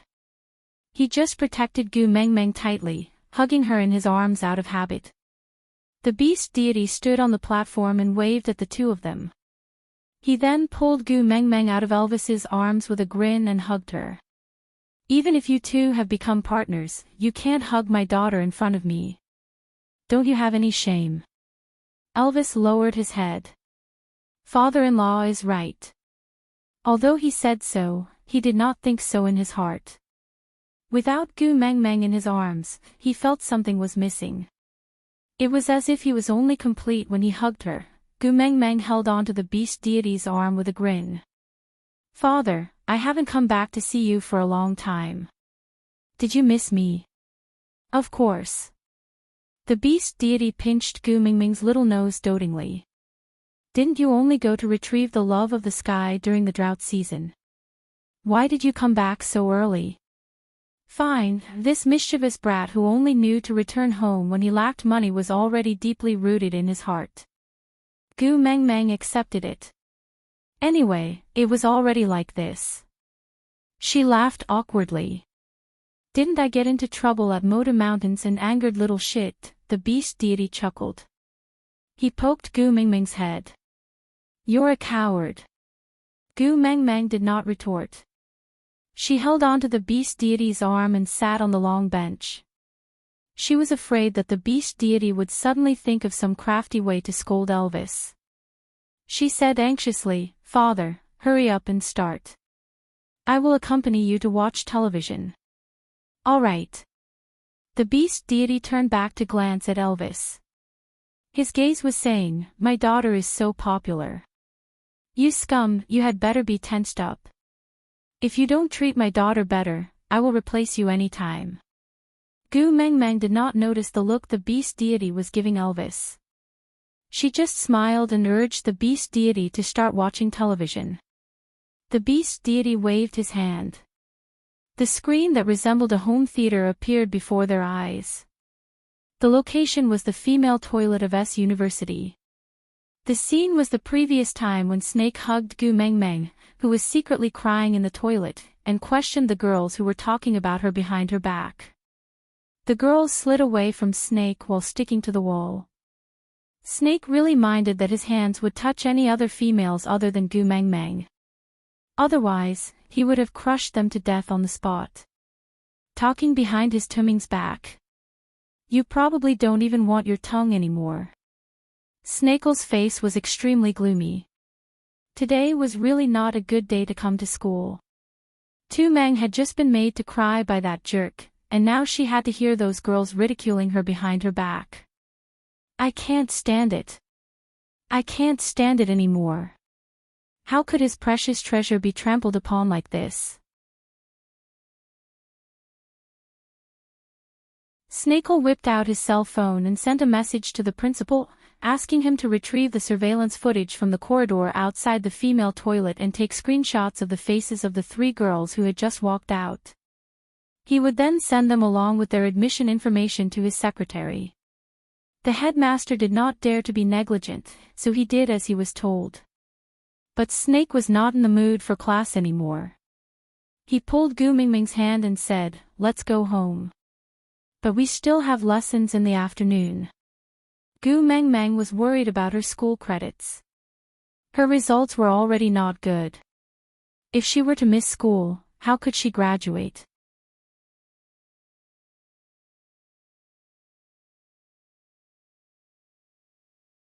Chapter 14-15. Gu Mengmeng hesitated for a moment, then pulled Snake and asked, "Can I not go back today?" Snake looked at Gu Mengmeng and asked gently, "If you don't go home, where do you want to go?"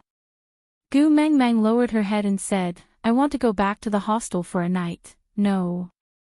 Snake frowned and said, "It's not convenient for me to stay in the female hostel." Gu Mengmeng was stunned for 2 seconds, then she shook her head and said, "What I mean is, I want to go back to my previous hostel and squeeze in with Bailan for a night." Snake's face darkened and he pinched Gu Mingming's chin. Looking at her red and swollen eyes, he said unhappily, "You mean you want to abandon me and sleep with someone else?" Why did that sound so weird? Bailan is a girl. Gu Mengmeng mumbled softly. Snake's face was still cold as he narrowed his eyes and said, "So a girl can hug my woman as she pleases?"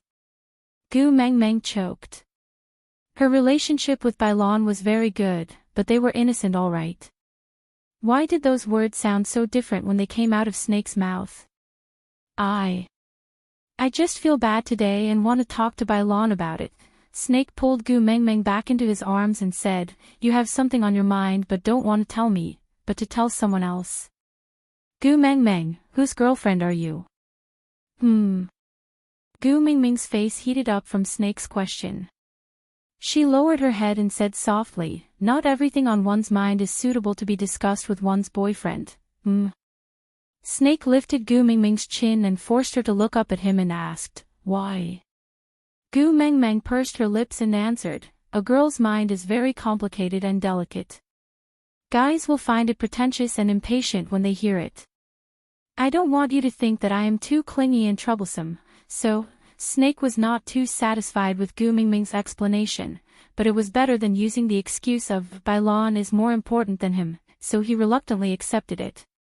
Kissing Gu Mingming's little mouth, Snake then said, "Tu Meng, stop provoking my jealousy, all right?" Gu Mengmeng looked at Snake in confusion, not understanding what he meant. Jealousy? Such a thing did not exist. Gu Mengmeng felt that she did not have good relationships with the opposite sex. In her past life, she was so busy trying to survive that she did not have time to think about other things. The only time she had anything to do with it was when she had given Zhang Jinqing a love letter, but it was intercepted by Snake halfway. After dating Snake, she became even more unapproachable to strangers. There was no existence around her that could make a boyfriend jealous. Snakel could tell that Gu Mengmeng was confused and just smiled. He looked into her eyes and said affectionately, "Before I appeared by your side, I was jealous of everyone who passed by you. Because they could easily see the you that I dreamed of. Now that I can finally be with you, you still want to tell others about your troubles." Tu Meng, if someone else is more important than me in your heart, I will go crazy.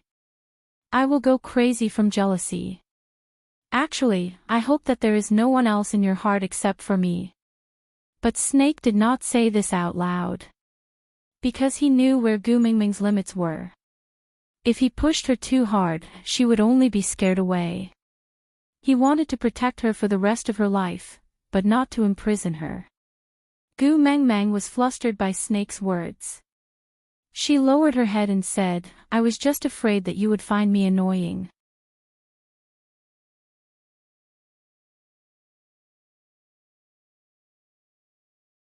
Chapter 14-16. I have already missed out on the past 18 years with you and I can't make up for that. So Gu Meng, don't let me lose even more. To me, you are too precious, more precious than you can imagine. Snake kissed the top of Gu Mingming's head and sighed heavily. I can't be without you, not even for a second. If you must return to the hostel, then give me 3 days and I will get the school to clear out a building for me to stay with you. But if you want to leave me and go to someone else's bed, this is definitely not possible. Don't mention it again, don't even think about it. I don't want to go to someone else's bed. Look at what you're saying. Gu Mengmeng swore to the heavens.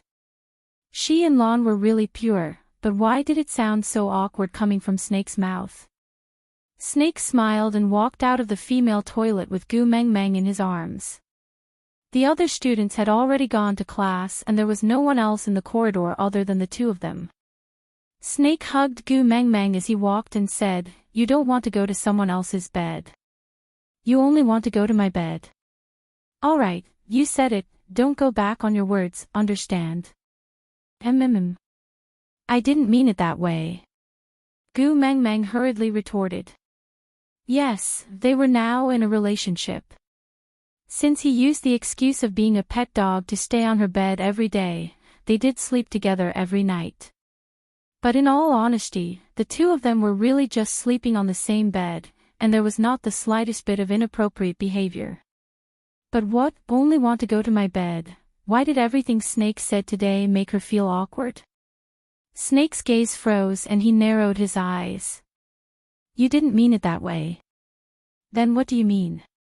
You don't want to go to my bed, or you don't just want to go to my bed. Pfft, Gu Mengmeng spat at Snake. Can't I sleep on my own bed? Why must I sleep on someone else's bed? Upon hearing this answer, Snake smiled and nodded, saying, You have quite a strong sense of territory. Alright, I'll do as you say. You can sleep on your own bed. I don't recognize beds, I only recognize you. As long as you are on my bed, I'm fine with any bed. But I have to correct something. I am not someone else, I am yours. Gu Mingming's face was extremely red. She quickened her steps and scolded, shameless. Snake's legs were much longer than Gu Mingming's. Gu Mengmeng had already started to jog, but Snake was still walking leisurely. He did not mind her scolding him and just smiled. It's enough for me to have you. Why do I still need my face? It was only noon when the two of them drove back to the villa. When she went to school in the morning, she was called out by her jerk father after just one lesson. Then, she stayed in the toilet for half a day, listening to her classmates ridiculing her behind her back. Then, she was teased by Snakel before she came back. Gu Mengmeng thought, his university tuition seemed to have been paid for in vain. Damn it, I received the money, but I didn't get the knowledge that I was supposed to give. It felt like I was shopping on Taobao and the other party had received payment for the goods, but the goods were fake. Snakel looked at Gu Mengmeng sitting at the dining table biting on her chopsticks. It was obvious that she had a lot on her mind, but she did not look sad. He guessed that she was probably not thinking about that scumbag of a father of hers, so he did not probe further. He allowed her to wander around the universe and daydream while he prepared lunch in an orderly manner in the kitchen.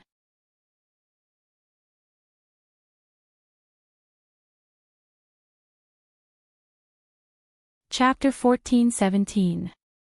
Based on the average human lifespan of 80 years, with 3 meals a day, he could still cook 67,890 meals for Gu Mengmeng.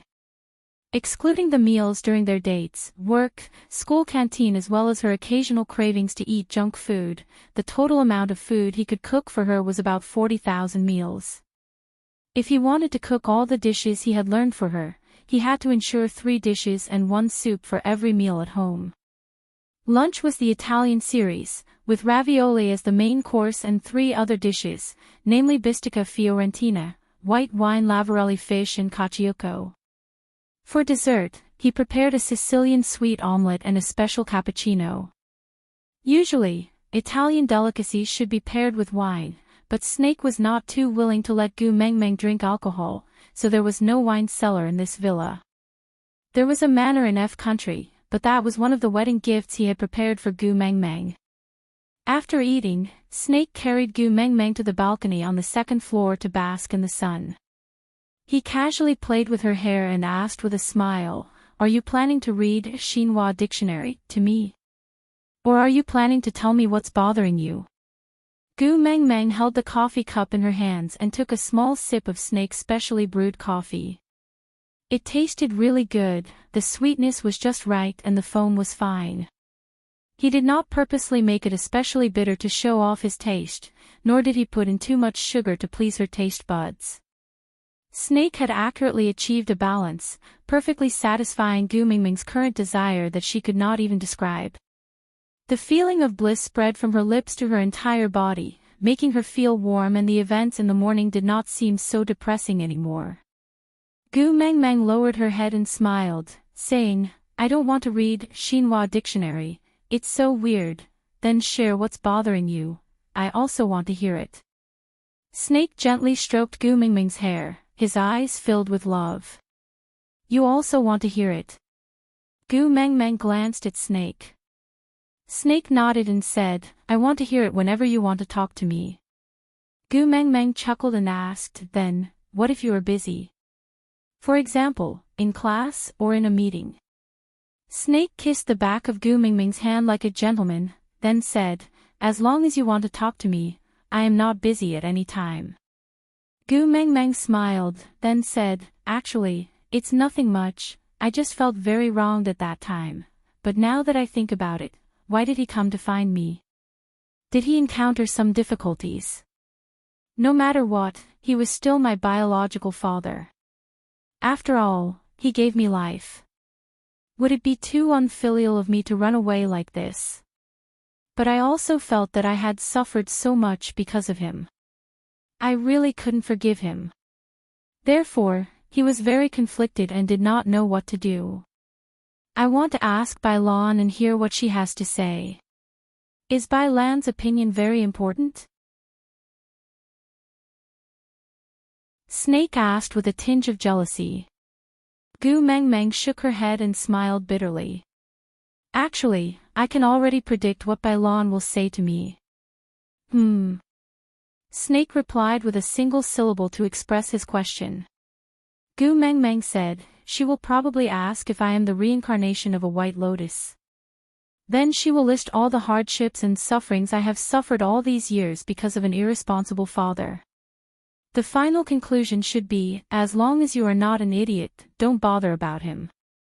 Aside from the topic, this Italian meal sounded very classy, didn't it? How was Susu's acting cool? To be honest, I have never eaten any of these dishes before. I only read about them from gourmet blogs. Susu herself probably only knew about pizza and spaghetti.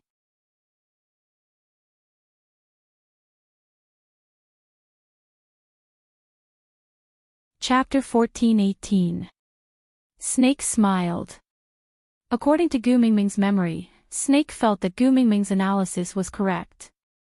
Bai Lan's words should be along this route. Even if the wording was different, the main idea should be close to the mark. Since you already guessed it, why do you still need to discuss it with her? Snake asked. Gu Mengmeng lowered her head and smiled faintly. Her eyes were a little teary as she replied, "I just need Bai Lan to scold me, then I can tell myself with a clear conscience that Bylon is right. It's not my fault that I don't care about him. He is a scum. He gave birth to me but did not take responsibility for me, causing me, a child with parents, to live a life worse than a beggar by the roadside. So no matter what hardships he encountered today, it is his retribution. I don't need to pity him or blame myself, he deserves it. Yes. After Gu Mengmeng finished speaking, she secretly turned to look at Snake. She took a deep breath and said, "Do you think I am so evil? Are you regretting having a girlfriend like me?" Snake shook his head and smiled. "There is no good or evil in my eyes, no right or wrong, only you. You are my standard. If you are kind, I will redeem myself and become a Buddha. If you are evil, I will sacrifice myself and become a demon. Regardless of good or evil, I will always be on your side." "Thank you for saying that." Gu Mengmeng thought for a while and kissed Snake on the cheek. Then, she added, "Although I know it is fake, I am still very touched by it. I feel much better now that you have comforted me." "Silly girl." Snake rubbed Gu Mengmeng's head and said, "Lying is to achieve some goals that cannot be achieved by telling the truth. And I, who is omnipotent, do not need to lie." Gu Mengmeng was amused by Snake and said, "Are you really in your second year of university?" "Not in your second year." "Omnipotent me, TSK, are you in the final stages of Chinibu?" In fact, he was almost omnipotent. Except for her. But, he had originally intended to make her laugh. As long as she laughed, he had achieved his goal. It was nothing to be teased by her. As long as she was happy, he would be happy. Then what do you plan to do next? Do you want to forgive him or take revenge? I can help you with either. Snake asked. Gu Mengmeng shook her head and said, "I want to know why he suddenly came to school to look for me, but I don't have the courage to ask." "Forgive him, I can't do it." There was no need for her to take revenge on him. The so-called sadness meant that it was really difficult, but it was over. Since I've made it through, why should I sink into it again? Anyway, I haven't had a father for more than 10 years. I hope that he will never appear in front of me again. Let me continue to be a fatherless child for the rest of my life. All right. Snake kissed her forehead and said, "He will not appear in front of you again, don't worry." Gu Mengmeng smiled. "I hope so." After that day, Gu Mengmeng's jerk of a father never appeared again. What she did not know was that the bastard of a father, his mistress and their illegitimate daughter were thrown to Zimbabwe by Snake's men. That was a GDP 0 per capita.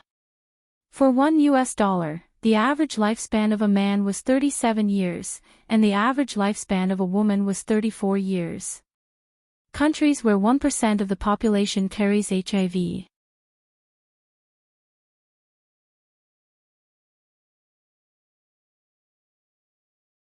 Chapter 14:19. Gu Mengmeng tugged at Snake's sleeve and asked in a low voice, "What's going on? Did your identity get exposed?" But Snake did not seem to care and just smiled nonchalantly. "Gu Mengmeng, can we go to your house this weekend?" A female classmate, who had not spoken to Gu Mengmeng since entering school, suddenly came up to Gu Mengmeng and smiled brightly like a sunflower. Gu Mengmeng was embarrassed. She could not even call out her name. What made her think that their relationship was so good that she could go to her house to play? Moreover, Gu Mengmeng instinctively looked at Snake. She was now living in the dormitory provided by Snake. How could she have a home to entertain her friends? Gu Mengmeng, why are you looking at him?" The female classmate came up and tugged at Gu Mengmeng's arm. She said coquettishly, "If it's not convenient at home, let us go to your company to take a look." Gu Mengmeng. "Don't pretend. Everyone knows. You are the CEO of Monster Company, commonly known as the CEO. The female classmate smiled proudly. Gu Mengmeng was shocked and stared at Snake with her eyes wide open.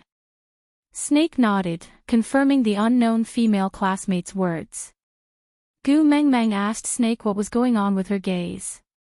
But Snake just smiled and whispered into her ear, "The document you signed on the dining table in the morning was the transfer of shares." "What? Shares?" Gu Mengmeng only managed to say one word before she immediately covered her mouth. She pushed the female classmate aside and pulled Snake out of the classroom. Snake lazily allowed Gu Mengmeng to pull him to the stairwell.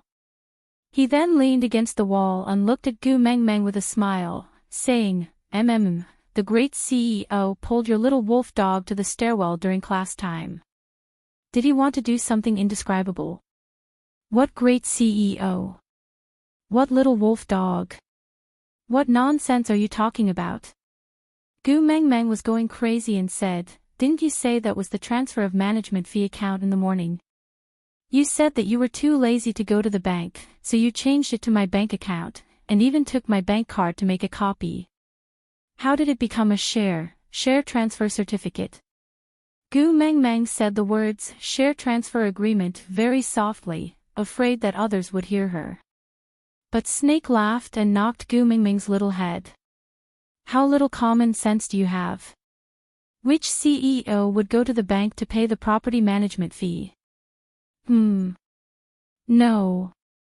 Gu Mengmeng was discouraged. "I have never been a CEO before, how would I know? Aren't you now, President Gu?" As Snake said, he bit Gu Mengmeng's earlobe and said, "You were laughing so hard when you received the contract for a trial worker. I saw that you quite like Monsieur, so I gave it to you." "I don't want that." Gu Mengmeng shook her head and said, "Hurry up and tear up that transfer certificate. Let's pretend nothing happened." Tearing up a contract is against the law. Snake pretended to be serious and said, "Moreover, I have already brought it to my lawyer for justice." You're tuning into the LoveLore Library YouTube channel. We're so grateful for your support, and don't forget to subscribe to join us on this incredible journey through captivating stories. Your generosity through donations truly makes a world of difference, as it's the primary source of revenue that allows me to expand and enhance this channel for you. Thank you from the bottom of my heart for being a part of this adventure.